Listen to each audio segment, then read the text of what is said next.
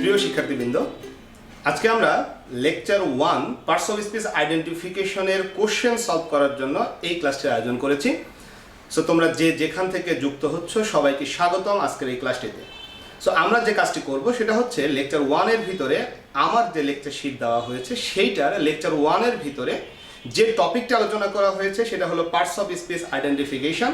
তার উপরে ভিত্তি করে যে প্রশ্নগুলি ছিল সেই প্রশ্নগুলির হয়তোবা ব্যাখ্যা দেওয়া আছে, তারপরেও তোমাদের বোঝার সুবিধার্থে আরও একবার সেই কোশ্চেনগুলো ব্যাখ্যা করে বুঝিয়ে দেওয়ার চেষ্টা করব যে এই কোশ্চেনগুলো কিভাবে উত্তর করতে হয়।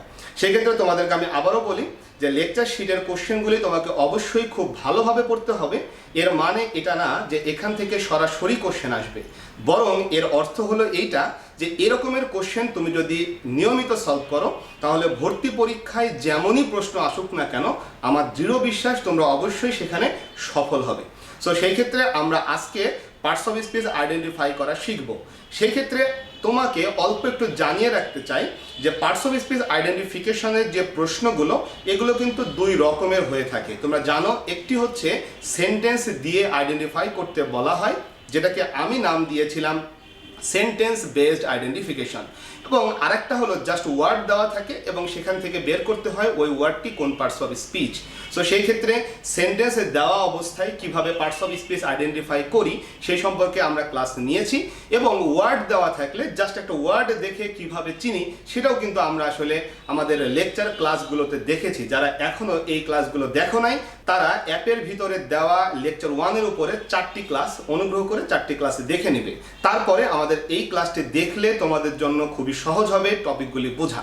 তারপরেও আমি চেষ্টা করব প্রতিটা প্রশ্ন যাতে তোমরা খুব সহজে বুঝতে পারো। পার্টস অফ স্পিচ আইডেন্টিফিকেশন যে টপিকটি, এই টপিকের প্রথম যে কোশ্চেনগুলি সেন্টেন্স বেসড আইডেন্টিফিকেশন, সেখানে আমরা প্রথমে মেডিকেলে বিগত বছরে আসা অথবা ডেন্টালে আসা প্রশ্নগুলোকে প্রথমে রেখেছি। অনেকের মনে প্রশ্ন হতে পারে কেন রাখলাম, তার কারণ মেডিকেলের প্রশ্নের একটা স্টাইল হলো 4টি অপশনে 4টি ভিন্ন ভিন্ন সেন্টেন্স দেওয়া থাকে। সেই ক্ষেত্রে আমরা প্রতিটা প্রশ্নকে শেখার জন্য এক একটা বাক্য হিসেবে পেয়ে যাব এবং প্রতিটা অপশনকে আমরা আসলে ব্রেকডাউন করব, কোন ওয়ার্ডটি কোন পার্টস অফ স্পিচ সেটা বের করব। সেই ক্ষেত্রে আমাদের শেখার স্কোপটি একটু বড় হয়ে যায়। সেজন্য আমরা প্রথমে মেডিকেলের বিগত বছরের কোশ্চেনগুলো আলোচনা করব এবং তারপরে বিগত বছরের ভার্সিটি অ্যাডমিশনে আসা প্রশ্নগুলো আলোচনা করব। আশা করি সবগুলি কোশ্চেন বুঝতে কোনো সমস্যা হবে না। ক্লাসটি দেখার পূর্বে তোমাকে অবশ্যই যে কাজটি করতে হবে, আমার দেওয়া লেকচার শিটটি তোমার সামনে রাখতে হবে এবং প্রতিটা প্রশ্ন সেখান থেকে দেখতে হবে, এবং আমি এখানে বুঝিয়ে দেব প্রতিটা কোশ্চেন তুমি সেখান থেকে দেখে নিবে।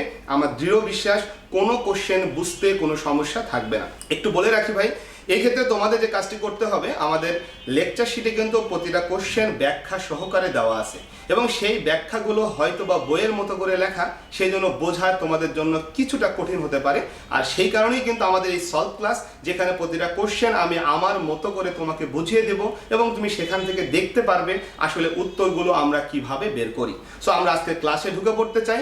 তোমাদের অশেষ ধন্যবাদ এই ক্লাসটি মনোযোগের সাথে দেখছো সেই কারণে। আমাদের প্রথম যে প্রশ্নটি, আমাদের প্রথম প্রশ্ন যেটা আমরা দেখতে পাচ্ছি সেটা হলো which of the following sentence is having the word like as adjective। অর্থাৎ আমাকে খুঁজতে হবে লাইক শব্দটা কোন সেন্টেন্সে অ্যাডজেক্টিভ হিসেবে বসেছে। এটি মেডিকেল অ্যাডমিশন টেস্ট 2007-08 একটি কোশ্চেন। আমরা এটি উত্তর করার চেষ্টা করব। সেই ক্ষেত্রে আমাদের লক্ষ্য হলো কোন অপশনটিতে লাইক শব্দটা অ্যাডজেক্টিভ হিসেবে বসেছে। সো আমরা খুঁজবো অ্যাডজেক্টিভ হিসেবে কোন বাক্যটিতে লাইক শব্দটা ব্যবহৃত হয়েছে। সো প্রথম বাক্যটি যদি একটু লক্ষ্য করি, we shall not see his like again. So প্রথমত এখানে হিজ শব্দটি আমাদের খুবই চেনা, এটা হলো একটি পসেসিভ অ্যাডজেক্টিভ। সো সেই ক্ষেত্রে আমরা জানি পসেসিভ অ্যাডজেক্টিভের পরের দিকে আমাদের একটি অ্যাডজেক্টিভ থাকার সম্ভাবনা যেমন রয়েছে, নাউন থাকারও সম্ভাবনা রয়েছে। সেই ক্ষেত্রে আমরা জানি যে আমাদের সীমান্ত নির্ধারণ করতে হবে যে আমি কতটুকু গুনবো। লক্ষ্য করি হিজ হলো একটি পসেসিভ অ্যাডজেক্টিভ, আর এই পাশের যে এগেইন শব্দটা এটা কিন্তু একটি অ্যাডভার্ব। তাহলে এগেইন হলো একটি অ্যাডভার্ব, হিজ হলো একটি পসেসিভ অ্যাডজেক্টিভ। তাহলে এক পাশে পসেসিভ অ্যাডজেক্টিভ আর এক পাশে অ্যাডভার্ব, মাঝখানে একটি মাত্র ওয়ার্ড লাইক। সো আমরা কিন্তু এই শব্দটিকে অ্যাডজেক্টিভ আর বলতে পারি না, কারণ তোমরা জানো যে পসেসিভ অ্যাডজেক্টিভের পরে কিন্তু অ্যাডভার্বের আগে যদি একটি মাত্র ওয়ার্ড থাকে তাহলে সেটি অবশ্যই কি হবে, নাউন হবে। সো এইখানে লাইক শব্দটি কিন্তু নাউন হিসেবে বসেছে। দেন অপশন 2 চলে আসি, চিলড্রেন লাইক সুইটস, অর্থাৎ শিশুরা মিষ্টান্ন পছন্দ করে। বোঝাই যাচ্ছে এখানে লাইক শব্দের অর্থ হলো পছন্দ করা, এটা হলো একটা ভার্ব। সুতরাং আমরা বলতে পারি এই বাক্যটিতে লাইক শব্দটি ভার্ব হিসেবে বসলো। আমরা খুঁজছি কোন সেন্টেন্সটিতে লাইক শব্দটি অ্যাডজেক্টিভ হিসেবে বসেছে। দেন চলে আসি সি নাম্বার অপশনটিতে, they are men of like build and stature. লক্ষ্য করি এখানটায় অফ হলো একটি প্রিপজিশন এবং এপাশে অ্যান্ড হলো একটি কনজাংশন। এক পাশে প্রিপজিশন এবং আরেক পাশে হলো কনজাংশন। সো মাঝখানে কয়টি ওয়ার্ড আমরা দেখতে পাচ্ছি? মাঝখানে দুটি ওয়ার্ড, একটি হলো লাইক এবং আরেকটি হলো বিল্ড। আমরা জানি এক পাশে প্রিপজিশন আর এক পাশে কনজাংশন, মাঝখানে যদি দুটি ওয়ার্ড থাকে তাহলে প্রথমটি হয় হচ্ছে অ্যাডজেক্টিভ এবং তার পরেরটি হয় হচ্ছে নাউন। এখানে লাইক শব্দটি হলো একটা অ্যাডজেক্টিভ এবং বিল্ড শব্দটি হলো একটি নাউন। সুতরাং আমরা কিন্তু আমাদের উত্তরটি পেয়ে গেছি। এই অপশন সি হবে আমাদের উত্তর, তার কারণ প্রশ্নে চাওয়া হয়েছিল লাইক শব্দটি কোন সেন্টেন্সে অ্যাডজেক্টিভ। আমাদের লাইক শব্দটি এই সেন্টেন্সে অ্যাডজেক্টিভ, যেহেতু অফ হলো প্রিপজিশন, অ্যান্ড হলো কনজাংশন, মাঝখানে দুইটা ওয়ার্ড, একটি হলো লাইক এবং আরেকটি হলো বিল্ড। সো দুইটা ওয়ার্ড থাকলে আমরা জানি যে প্রথমটি হয় অ্যাডজেক্টিভ এবং পরেরটি হয় হলো নাউন। সো এই বাক্যটিতে লাইক শব্দটি অ্যাডজেক্টিভ এবং বিল্ড শব্দটি হলো নাউন। দেন অপশন 4টাও একটু দেখে নিই, তার কারণ এমন হতে পারে এই বাক্যগুলো হয়তো বা একটা আলাদা কোশ্চেন হিসেবে আসতে পারে এবং সেই আলাদা প্রশ্নে দেখা যেতে পারে এরকম যে একটা ওয়ার্ড আন্ডারলাইন করে দেওয়া হলো, বলা হলো এই ওয়ার্ডটি কোন পার্টস অফ স্পিচ, সেই ক্ষেত্রেও হয়তো বা আমাদের বাক্যটি কাজে লেগে যেতে পারে। সো সেই জন্য আমরা একটু বলবো, দেখো do not talk like that. এই বাক্যটিতে লাইক শব্দের অর্থ হলো মতো বা রকম, মতো বা রকম। দেখো do not talk like that, এটার অর্থ হলো ওই রকম কথা বলো না বা ওই রকম কথা বলো না, অর্থাৎ কোনো কিছুর মতো, কোনো কিছুর ধরনটা বলা হচ্ছে এখানে, ওই রকম ভাবে কথা বলো না, ওই মতন কথা বলো না। লাইক শব্দের অর্থ মতো যখন হয়, সো তখন লাইক শব্দটি হয়ে যায় হলো একটা প্রিপজিশন। সো এখানে লাইক শব্দটি হলো একটা প্রিপজিশন। সো দেখো do not talk like that, ওই রকম কথা বলো না, ওইভাবে কথা বলো না, এখানে লাইক হলো একটা প্রিপজিশন। সো আমি যদি চারটি অপশন আরো একবার বলি, we shall not see his like again, এখানে his হলো একটা পসেসিভ অ্যাডজেক্টিভ, again হলো একটা অ্যাডভার্ব এবং মাঝখানে একটি মাত্র ওয়ার্ড, সেটা অবশ্যই একটা কি হবে? নাউন হবে। দ্বিতীয় অপশনটিতে বাংলা করে আমরা বুঝতে পেরেছি চিলড্রেন লাইক সুইটস, শিশুরা মিষ্টান্ন পছন্দ করে, তাহলে লাইক শব্দের অর্থ হলো পছন্দ করা। সো এটা একটা ভার্ব। দেন এখানে চলে আসি, they are men of like build and stature. So এখানে অফ হলো প্রিপজিশন, এটাকে আমরা চিনি, অ্যান্ড হলো কনজাংশন, এটাকেও আমরা চিনি। এক পাশে প্রিপজিশন, অন্য পাশে কনজাংশন, মাঝখানে দুইটা ওয়ার্ড, তাহলে লাইক শব্দটা হবে অ্যাডজেক্টিভ এবং বিল্ড শব্দটা হবে নাউন। দেন 4 নম্বর অপশনটা বলেই ফেলেছি, do not talk like that, ওই রকম কথা বলো না, অর্থাৎ ওইভাবে কথা বলো না। কোনো কিছুর মতন যদি কখনো অর্থ দেয় লাইক শব্দটা, তাহলে আমি বলবো লাইক একটা প্রিপজিশন। সো এই বাক্যটিতে লাইক হলো একটা প্রিপজিশন। দেন চলে আসবো আমরা দ্বিতীয় কোশ্চেনে, which of the following sentences uses the word round as adjective, অর্থাৎ নিচের কোন সেন্টেন্সে রাউন্ড শব্দটা অ্যাডজেক্টিভ হিসেবে বসেছে। রাউন্ড অ্যাজ অ্যাডজেক্টিভ কোন সেন্টেন্সে? সো প্রথম বাক্যটিতে চলে আসি, a square peg is a round hole. লক্ষ্য করি এখানে এ হলো আর্টিকেল এবং এরপরে এখানে আছে ফুল স্টপ, তাহলে এক পাশে আর্টিকেল আর এক পাশে ফুল স্টপ, মাঝখানে কয়টা ওয়ার্ড? দুইটা, একটা হলো রাউন্ড এবং একটা হলো হোল। আমরা জানি এক পাশে আর্টিকেল এবং আরেক পাশে ফুল স্টপ থাকলে মাঝখানে একটি ওয়ার্ড হলে নাউন হয়, মাঝখানে দুটি ওয়ার্ড হলে অ্যাডজেক্টিভ প্লাস নাউন হয়। তাহলে রাউন্ড শব্দটি এখানে অ্যাডজেক্টিভ এবং হোল শব্দটি এখানে নাউন। সো আমরা কিন্তু এটা শিখেছি পার্টস অফ স্পিচ আইডেন্টিফাই করার ক্লাসগুলোতে। তোমরা জানো যে কিভাবে আমাদের শুরুর চিহ্ন এবং শেষের চিহ্ন নির্ধারণ করতে হয়, আমরা কোথা থেকে গোনা শুরু করব এবং কত দূর পর্যন্ত গুনবো, তোমরা কিন্তু এটা শিখেছো। সুতরাং এখানে বুঝতে খুব একটা সমস্যা হওয়ার কথা না। লক্ষ্য করো আর্টিকেল আছে এক পাশে, অন্য পাশে আছে ফুল স্টপ, মাঝখানে দুইটা ওয়ার্ড, সুতরাং আমরা বলবো রাউন্ড শব্দটি একটা অ্যাডজেক্টিভ এবং হোল শব্দটি হলো নাউন। কোশ্চেনে চাওয়া হয়েছিল কোন অপশনে কোন সেন্টেন্সে রাউন্ড শব্দটি অ্যাডজেক্টিভ, সুতরাং আমাদের উত্তর কিন্তু আমরা পেয়ে গেছি। এরপরও আমরা বাকি অপশনগুলো দেখব। The boy played well in the first round. এখন লক্ষ্য করি আমরা এখানে দি আর্টিকেল পেয়ে গেলাম, এরপরে আমরা ফুল স্টপ পাচ্ছি। তাহলে এক পাশে আর্টিকেল, এক পাশে ফুল স্টপ, বুঝতেই পারছি এখানে ফার্স্ট শব্দটি তাহলে অ্যাডজেক্টিভ হবে আর রাউন্ড শব্দটি হলো নাউন। তাহলে the boy played well in the first round, এক পাশে আর্টিকেল, অন্য পাশে ফুল স্টপ, মাঝখানে দুইটা ওয়ার্ড, তাহলে প্রথমটা হবে অ্যাডজেক্টিভ এবং তারপরেরটা হবে হলো নাউন। দেন চলে আসি সি নাম্বার অপশনে। দে রাউন্ডেড দ্য টেম্পল সাইলেন্টলি। এখানে রাউন্ডের সাথে ইডি যোগ হয়েছে, রাউন্ডেড। এখানে রাউন্ড শব্দের অর্থ নরমালি বৃত্তাকার কোনো কিছু, আর রাউন্ডেড মানে বৃত্তাকার পথে ঘুরে আসা, অর্থাৎ যেটাকে আমরা বলি প্রদক্ষিণ করা। So they rounded the temple silently, অর্থাৎ তারা নিশ্চুপভাবে নিঃশব্দে টেম্পলটি মানে মন্দিরটি কি করলো, প্রদক্ষিণ করলো। বুঝতেই পারতেছি এখানে রাউন্ডেড শব্দটি আসলে ভার্ব হিসেবে বসেছে। And last option, at last he came round to their believe. এইখানে যে কেম রাউন্ড, লক্ষ্য করি রাউন্ড শব্দটি এখানে একটি অ্যাডভার্ব হবে। এখানে রাউন্ড শব্দটি কি হবে, অ্যাডভার্ব হবে।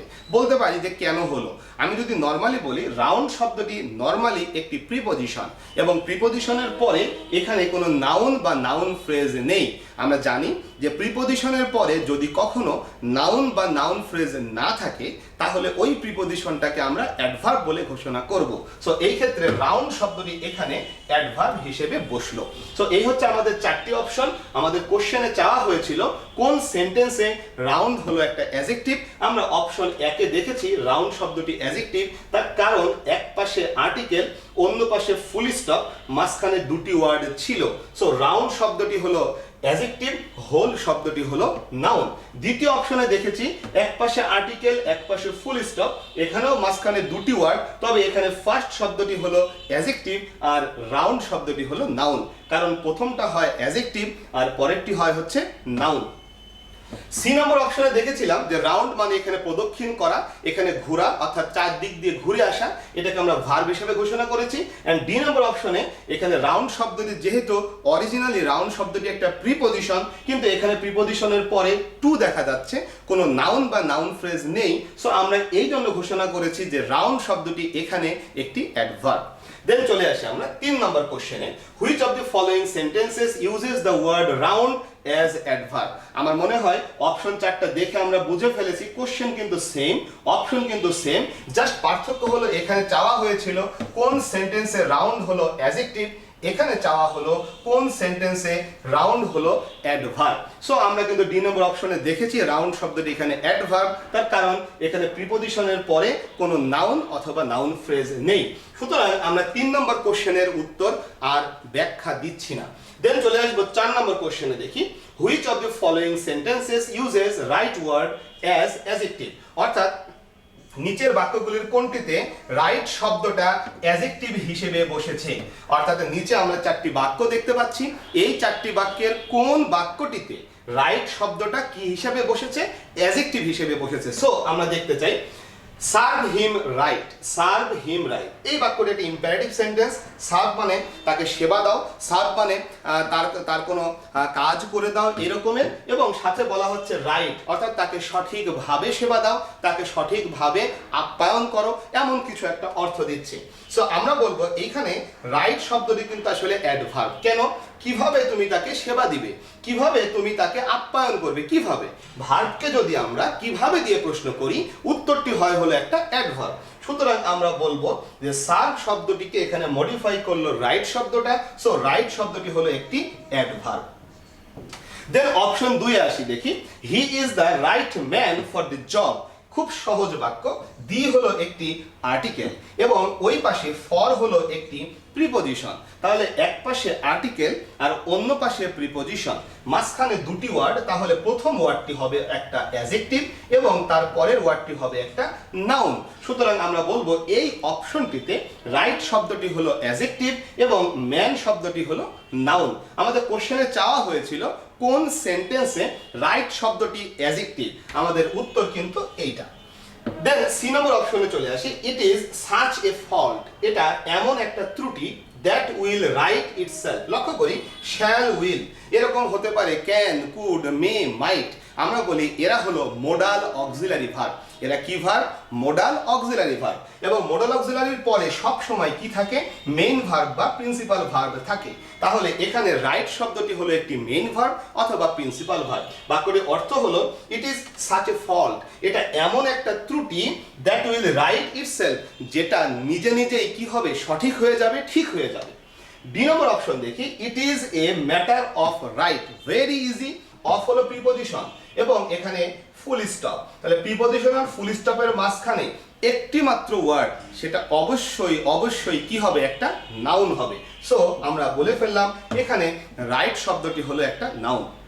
আমি জানি অনেকেরই এই কোশ্চেনের ব্যাখ্যা, এই কোশ্চেন সমাধান করার সিস্টেমটা বুঝতে সমস্যা হতে পারে, তার কারণ আপনারা আসলে এই ক্লাসগুলো দেখেননি।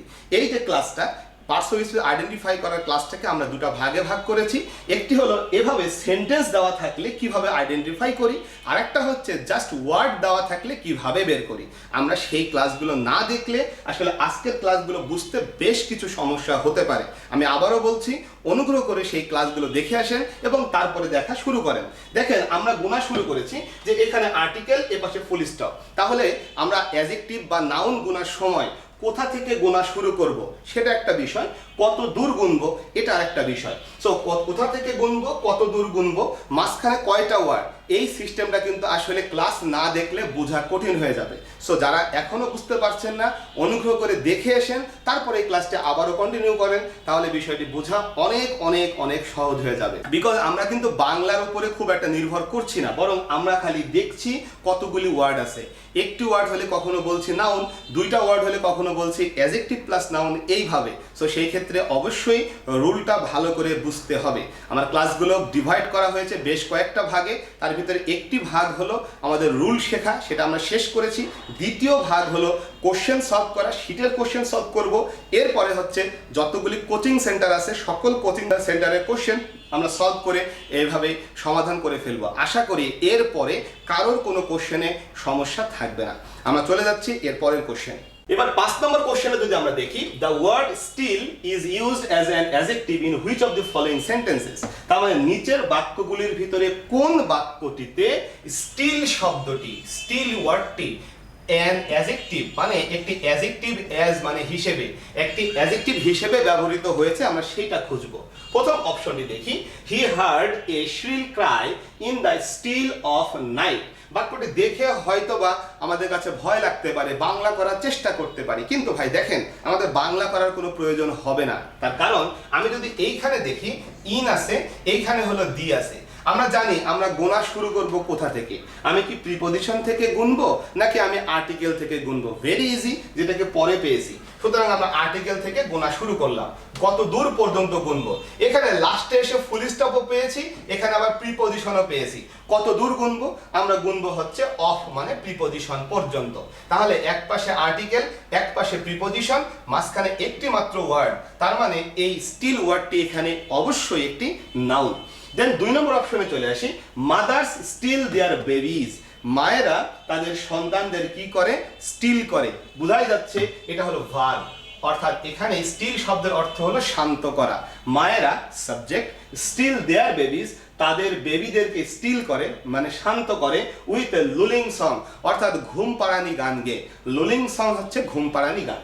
দেন চলে আসি সি নম্বর অপশনে, মসকিউটোস লে এগস ইন স্টিল ওয়াটার। আমরা যদি এই অপশনটা দেখি, ইন হলো প্রিপজিশন, এর পাশে এখানে হলো ফুল স্টপ, তাহলে মাঝখানে দুইটা ওয়ার্ড, তাহলে স্টিল শব্দটি একটি অ্যাডজেক্টিভ হবে, ওয়াটার শব্দটি একটি নাউন হবে। কারণ এক পাশে প্রিপজিশন, অন্য পাশে ফুল স্টপ, মাঝখানে দুটি ওয়ার্ড থাকলে প্রথমটি হয় হচ্ছে অ্যাডজেক্টিভ এবং তারপরের ওয়ার্ডটি হয় হচ্ছে নাউন।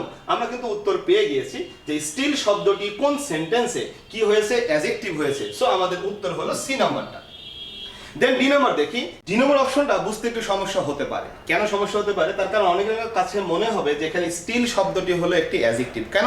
কারণ ইজ হলো লিঙ্কিং ভার্ব, তাহলে লিঙ্কিং ভার্বের পরে কে থাকে? অ্যাডজেক্টিভ থাকে, তাহলে স্টিল হলো একটা অ্যাডজেক্টিভ। ভাইয়া এই অপশনটি একটু ভিন্ন, এটাকে একটু মনে রাখতে হবে, এটা পরীক্ষায় আবারও চলে আসতে পারে।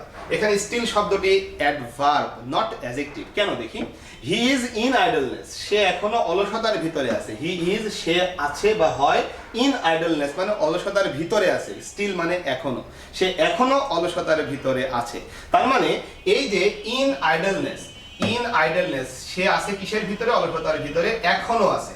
সো সেই ক্ষেত্রে স্টিল শব্দটির অর্থ যখন এখনো, সেটা আসলে একটি অ্যাডভার্ব হয়। So he is still not adjective, he is still হলো অ্যাডভার্ব, কারণ সে ইন আইডলনেসকে মডিফাই করছে বা প্রিপোজিশনাল ফ্রেজকে মডিফাই করছে। আমার মনে হয় তোমরা কথাটি ধরতে এবং বুঝতে পেরেছো। দেন চলে আসবো আমরা 6 নম্বর কোশ্চেনটাতে। Which of the following sentence uses the word down as adverb, অর্থাৎ নিচের সেন্টেন্সগুলোর ভিতরে কোনটিতে ডাউন শব্দটা অ্যাডভার্ব হিসেবে বসেছে। সো প্রথমে আসি ট্রাই টু ডাউন হিম। লক্ষ্য করি টু হলো প্রিপোজিশন, প্রিপোজিশনের পরে কিন্তু কখনোই এইভাবে অ্যাডভার্ব বসার কথা না। সো এখানে বরং আমি বলবো যে প্রিপোজিশনের পরে কে বসতে পারে, ভার্ব বসতে পারে। এখানে ডাউন শব্দটি মূলত ভার্ব হিসেবে বসেছে। আমরা অর্থ করলে এটা বুঝে ফেলবো, ট্রাই টু ডাউন হিম মানে তাকে দাবানোর চেষ্টা করো, তাকে নামিয়ে দেওয়ার চেষ্টা করো, এরকম একটা অর্থ দিয়েছে। সো এটা হলো ভার্ব। বি নম্বরে দেখো, ডাউন ওয়েন্ট দি রয়্যাল জর্জ। এই বাক্যটি খুবই ইম্পর্টেন্ট, পরীক্ষায় শুধু এই বাক্যটি দিয়ে অনেক সময় প্রশ্ন চাওয়া হয়।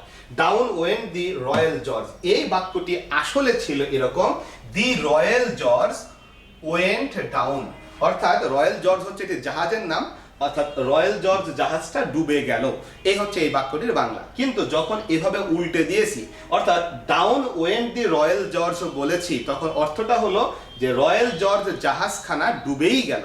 এই যে একটা জোর দেওয়া হলো, আর জোর দেওয়ার ফলে টোটাল বাক্যের গঠনটা একেবারে উল্টে গেল। এই যে ডাউন শব্দটা আগে আসলো, কোথায় গেল, রয়্যাল জর্জ কোথায় গেল, উত্তর হচ্ছে ডাউন মানে নিচে গেল। যেহেতু সে জাহাজ, নিচে যাওয়ার অর্থ হলো সে কি, ডুবে গেল। সো আমরা বলবো এখানে ডাউন শব্দটি একটি অ্যাডভার্ব, কারণ ভার্বকে প্রশ্ন করেছি কোথায় দিয়ে, উত্তরটি হলো একটা অ্যাডভার্ব। আমাদের এই প্রশ্নে চাওয়া হয়েছিল যে ডাউন শব্দটি কোন সেন্টেন্সে অ্যাডভার্ব, আমরা সেটা পেয়ে গেছি যে এখানে ডাউন শব্দটি হলো একটা অ্যাডভার্ব। দেন সি নম্বর অপশনে আসি, the down train has left the station.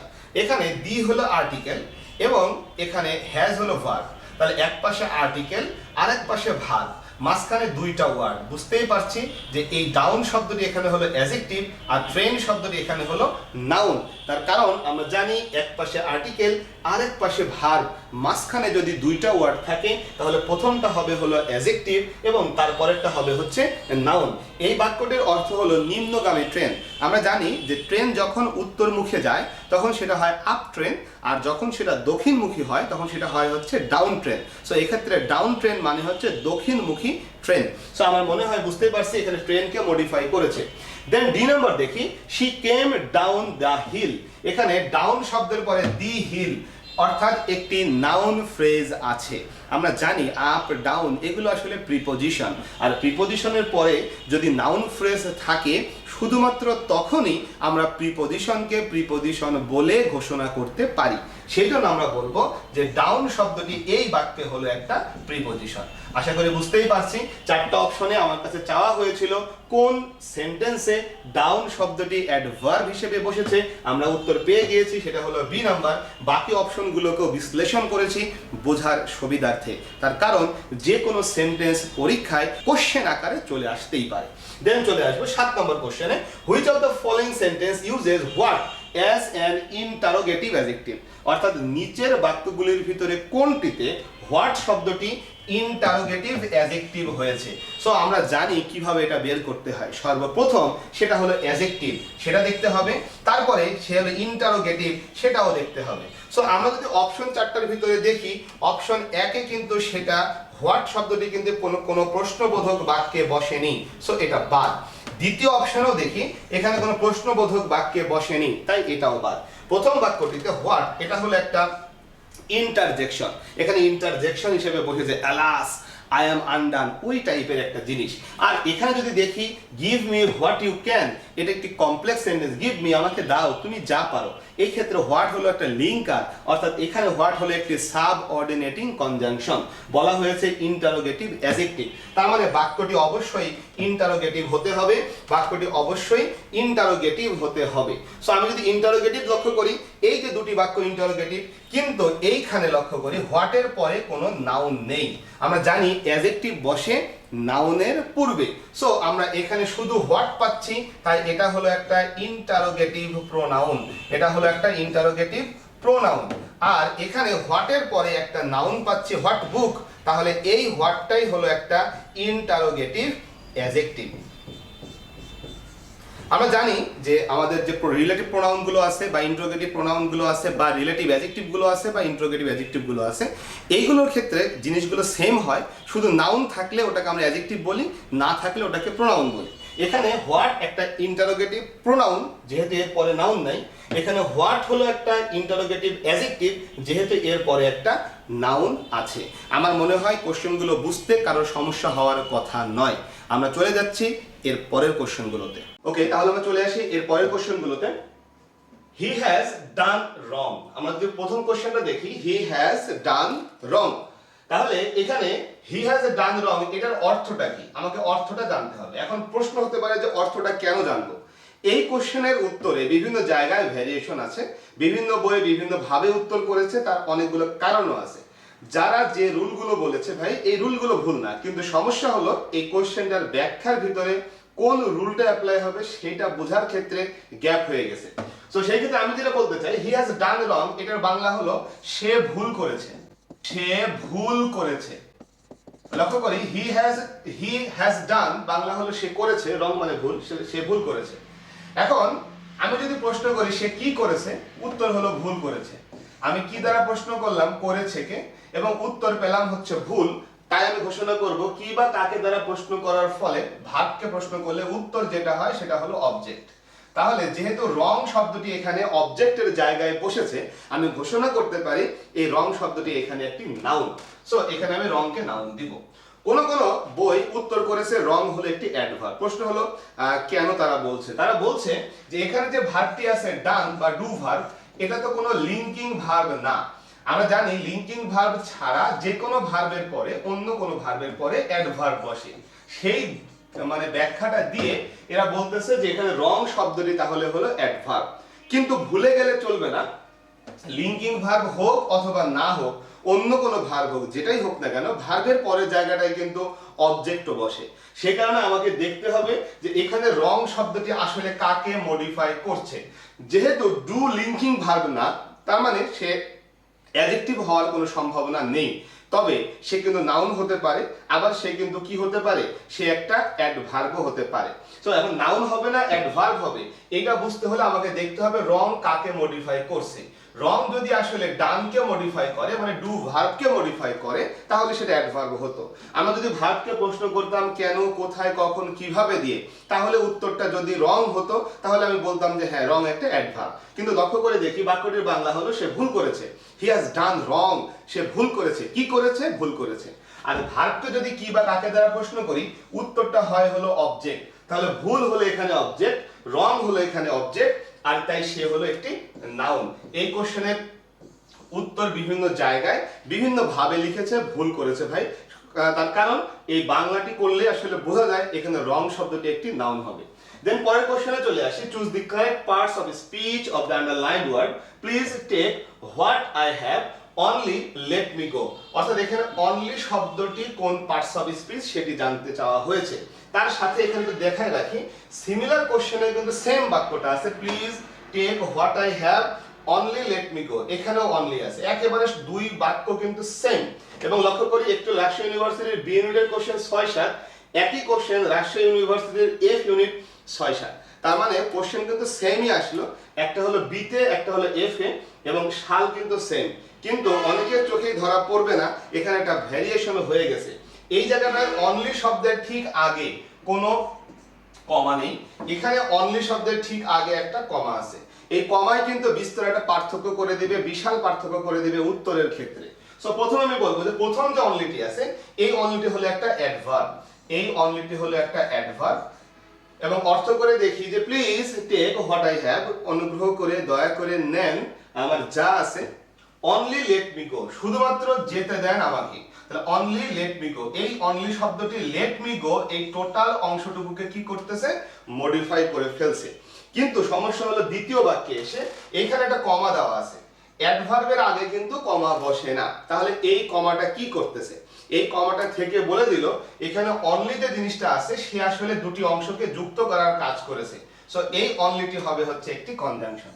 আমি আবারও বলছি, প্রথমে যে অনলিটি ছিল এটা একটা অ্যাডভার্ব, এখানেও অনলিটি অ্যাডভার্বই হয়ে যেত যদি আমার এখানে কমাটা না থাকতো।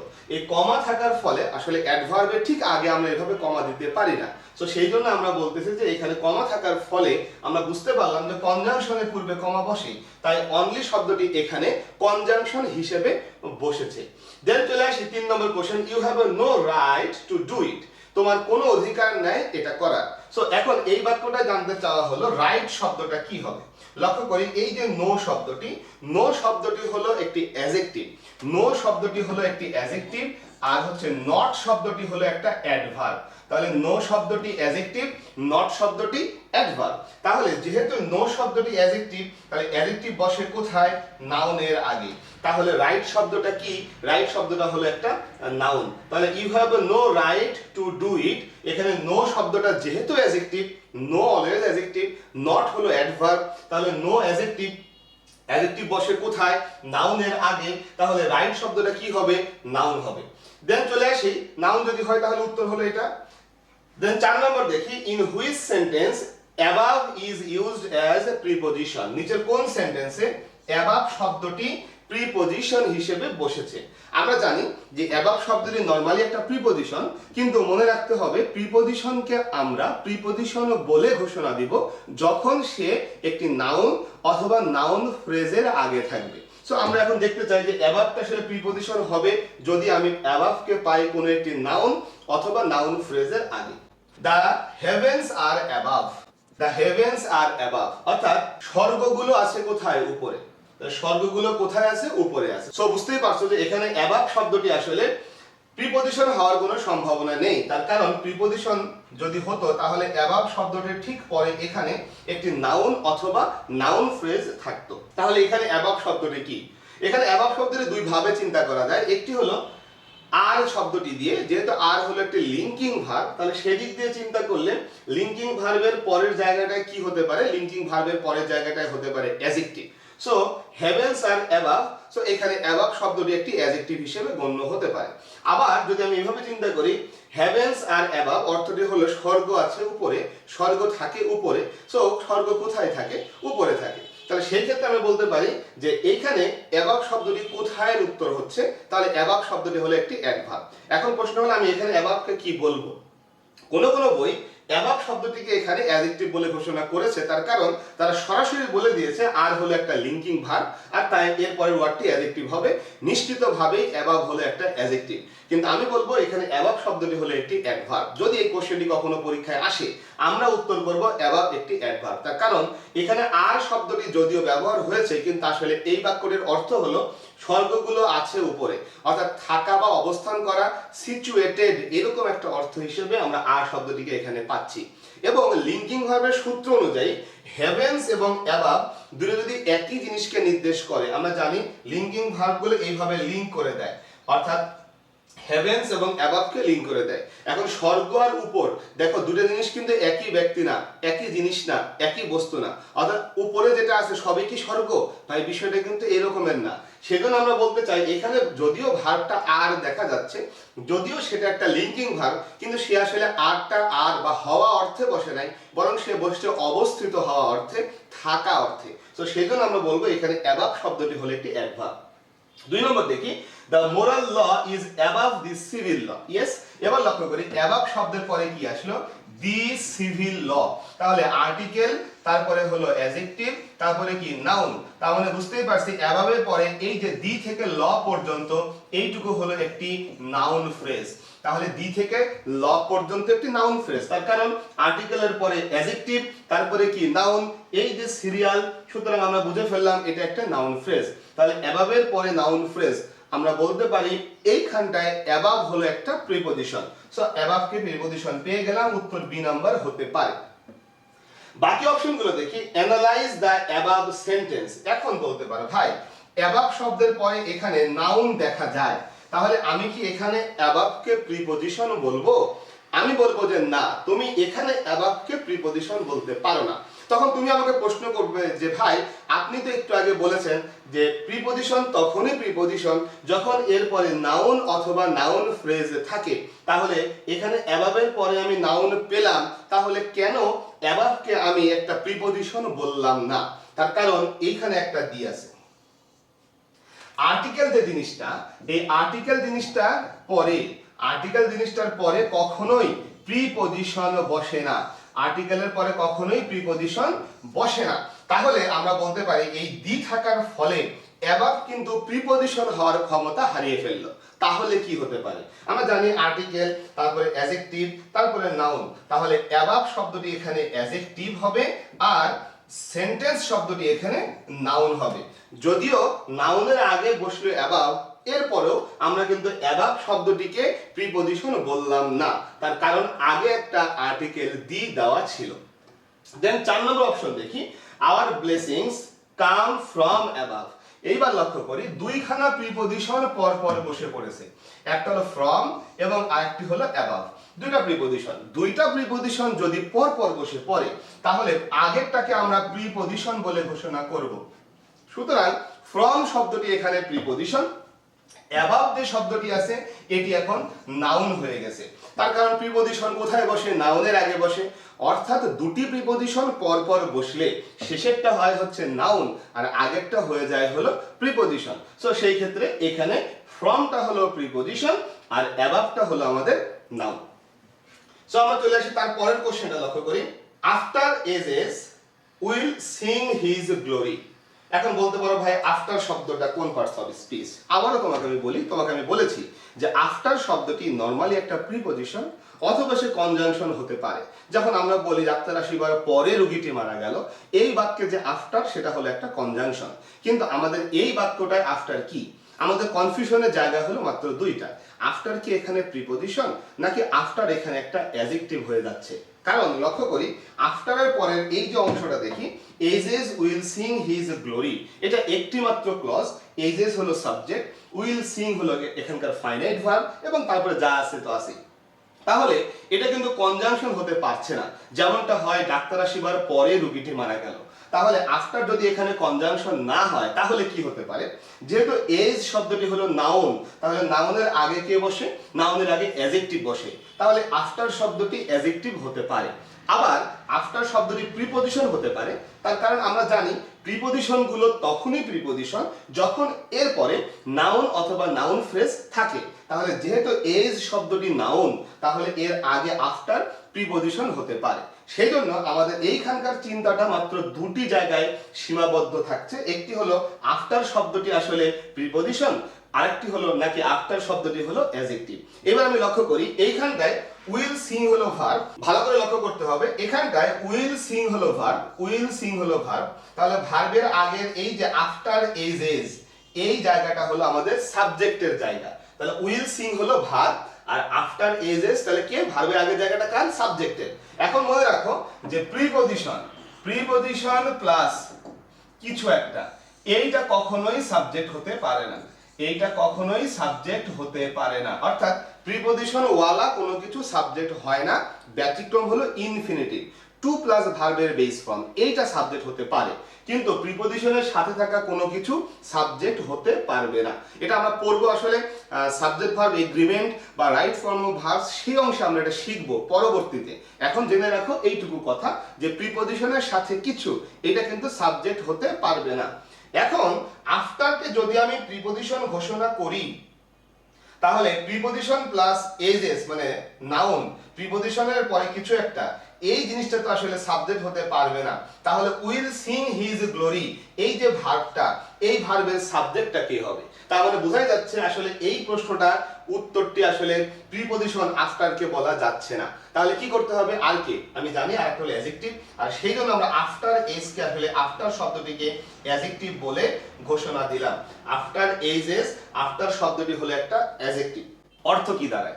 এই বাক্যটির অর্থ দাঁড়ায় হচ্ছে এরকম, পরবর্তী বছরগুলো, পরের বছরগুলো অর্থাৎ ভবিষ্যতের বছরগুলো কি করবে? উইল সিং হিজ গ্লোরি, তার যে মহিমা, সেই মহিমা কি করবে?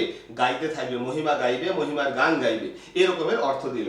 তো আমার মনে হয় এই 5টা কোশ্চেন তোমাদের বুঝতে কোনো সমস্যা থাকার কথা না। আমরা চলে যাব এর পরের কোশ্চেন। 6 নম্বর কোশ্চেনটা দেখি।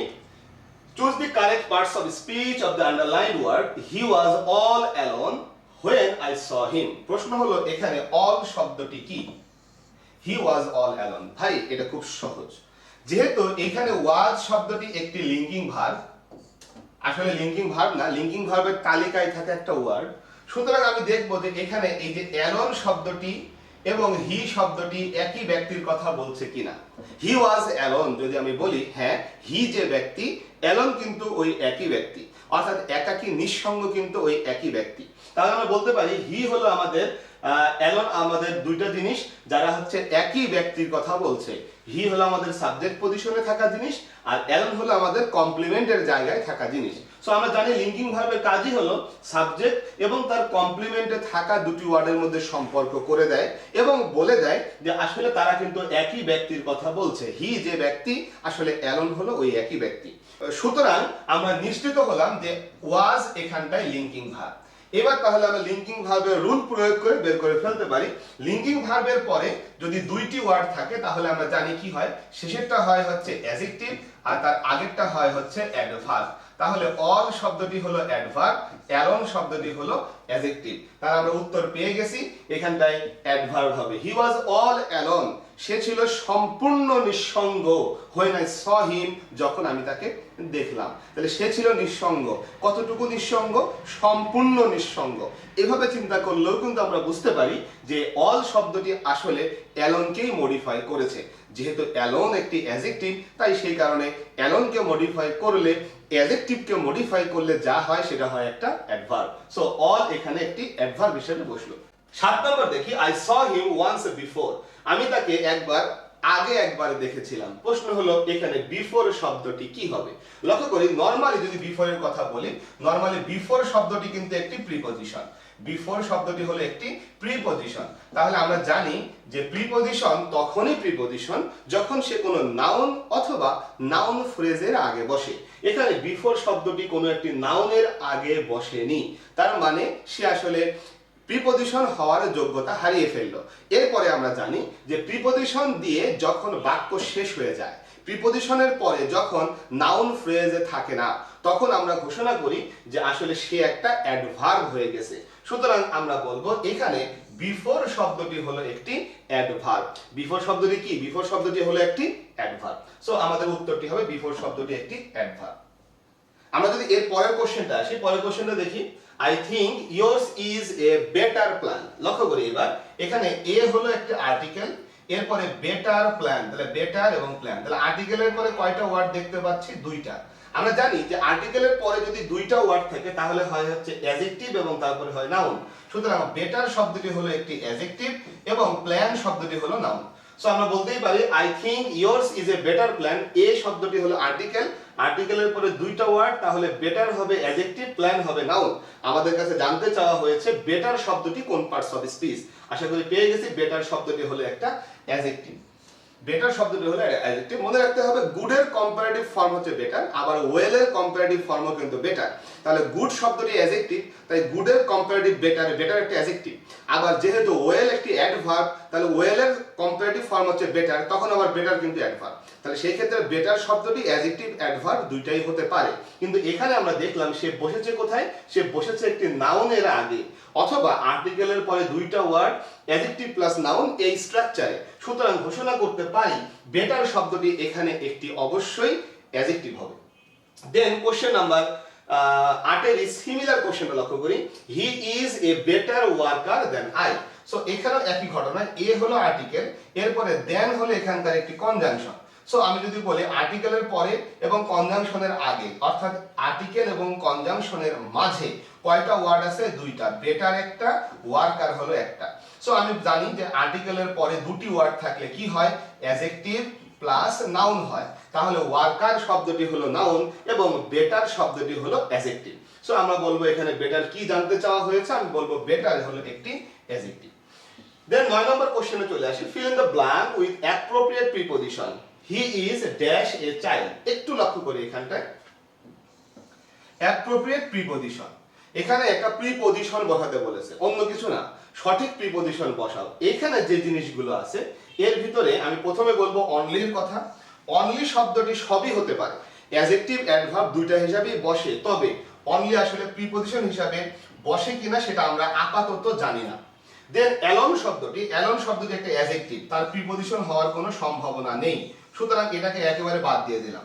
আপাতত অনলির বিষয়টা আমরা জানি না, তবে অ্যালোন শব্দটা অ্যাডজেক্টিভ, এটা আমরা একটু আগে দেখে এসেছি, সো এটা নিশ্চিত অ্যাডজেক্টিভ, এটা বাদ। দেন বাট শব্দটি আমরা অনেকেই জানি যে বাট শব্দটি প্রিপজিশন হিসাবেও বসে, প্রিপজিশন হিসাবেও বাট বসে, সো আমি বলতে পারি যে হ্যাঁ এখানটায় বাট হতে পারে, কারণ বাট কনজাংশন হয়, বাট আবার প্রিপজিশনও হয়।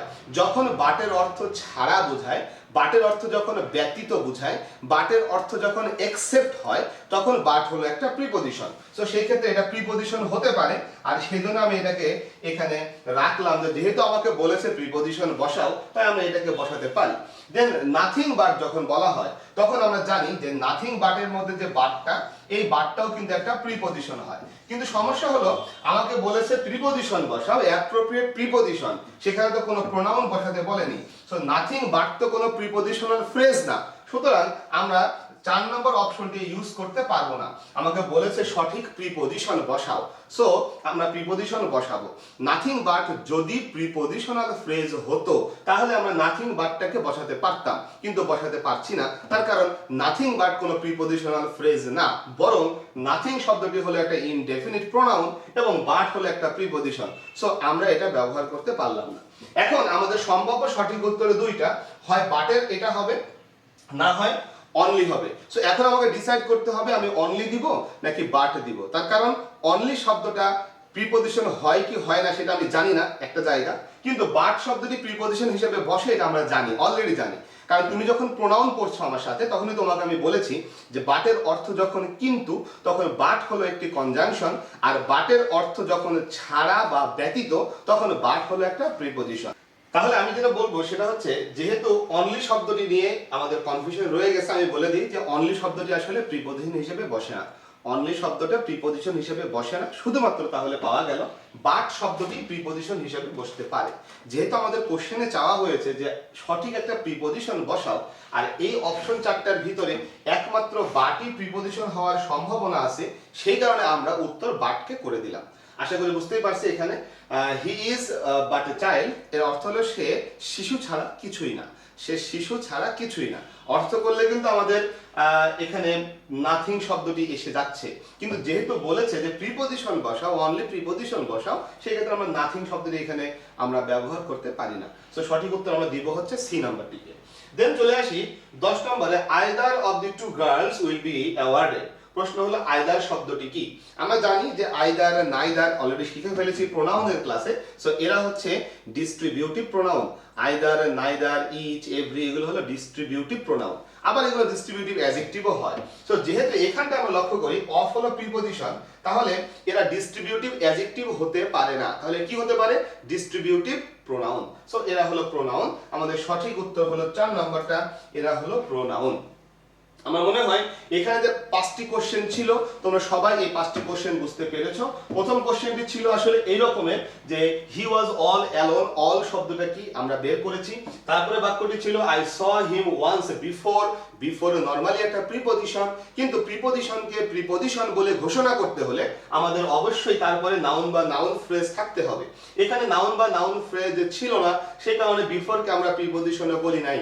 এর সাথে বলেছি যে প্রিপজিশনের পরে যদি কখনো নাউন বা নাউন ফ্রেজ না থাকে, প্রিপজিশন দিয়ে যদি কখনো বাক্য শেষ হয়ে যায়, তাহলে প্রিপজিশনটিকে কি বলা যায়? অ্যাডভার্ব বলা যায়। সো এই জন্য আমরা এখানে বিফোরটিকে অ্যাডভার্ব বলে ঘোষণা করেছি। এরপরের 8 নম্বরে দুটি কোশ্চেন ছিল, আমরা বুঝে ফেলেছি আর্টিকেলের পরে দুটি word, adjective plus noun. And then আমরা যদি 9 নম্বর কোশ্চেনে আসি, প্রিপজিশন ব্যবহার করতে বলেছে, সেই কারণে আমরা দেখলাম যে বাকি যে 3টি অপশন এরা আসলে প্রিপজিশন হওয়ার ক্ষমতা রাখে না, আবার ক্ষমতা রাখলেও একটা এক্সট্রা ওয়ার্ড দেওয়া আছে এবং এই দুটো ওয়ার্ড মিলে আসলে প্রিপজিশনাল ফ্রেজও হয় না, সেই কারণে আমরা ওটাকেও চয়েস করতে পারি নাই। সম্ভাব্য মন্দের ভালো হিসাবে আমরা সি নম্বরকে রেখেছি। And then last one, either of the two girls will be awarded. এখানে যে আইদার শব্দটা এটা একটা প্রোনাউন, আমরা জানি ইচ, এভরি, আইদার, নাইদার এরা ডিস্ট্রিবিউটিভ প্রোনাউন। তাহলে সেই ক্ষেত্রে আমরা বলতে পারি যে এরা এখানে প্রোনাউন হয়েছে, তার কারণ এরপরে একটা নাউন নাই। আইদারের পরে নাউন থাকলে আইদারকে বলতাম ডিস্ট্রিবিউটিভ অ্যাডজেক্টিভ, আইদারের পরে নাউন না থাকায় আমরা বলবো এটা হলো একটা প্রোনাউন। সো এই ছিল আমাদের 10 নম্বর পর্যন্ত কোশ্চেন। আমরা চলে যাবো এরপরে পরের কোশ্চেন। তাহলে আমরা এর পরের কোশ্চেনে চলে আসি। The day of my sister's marriage ceremony is drawing near. তার মানে আমার বোনের বিবাহ অনুষ্ঠানের দিনটা is drawing near, এগিয়ে আসছে। সো এই যে ড্র শব্দটি, যেহেতু ড্র শব্দটি লিঙ্কিং ভার্ব না, ড্রয়িং নেয়ার কোথায় আসছে? এগিয়ে আসছে।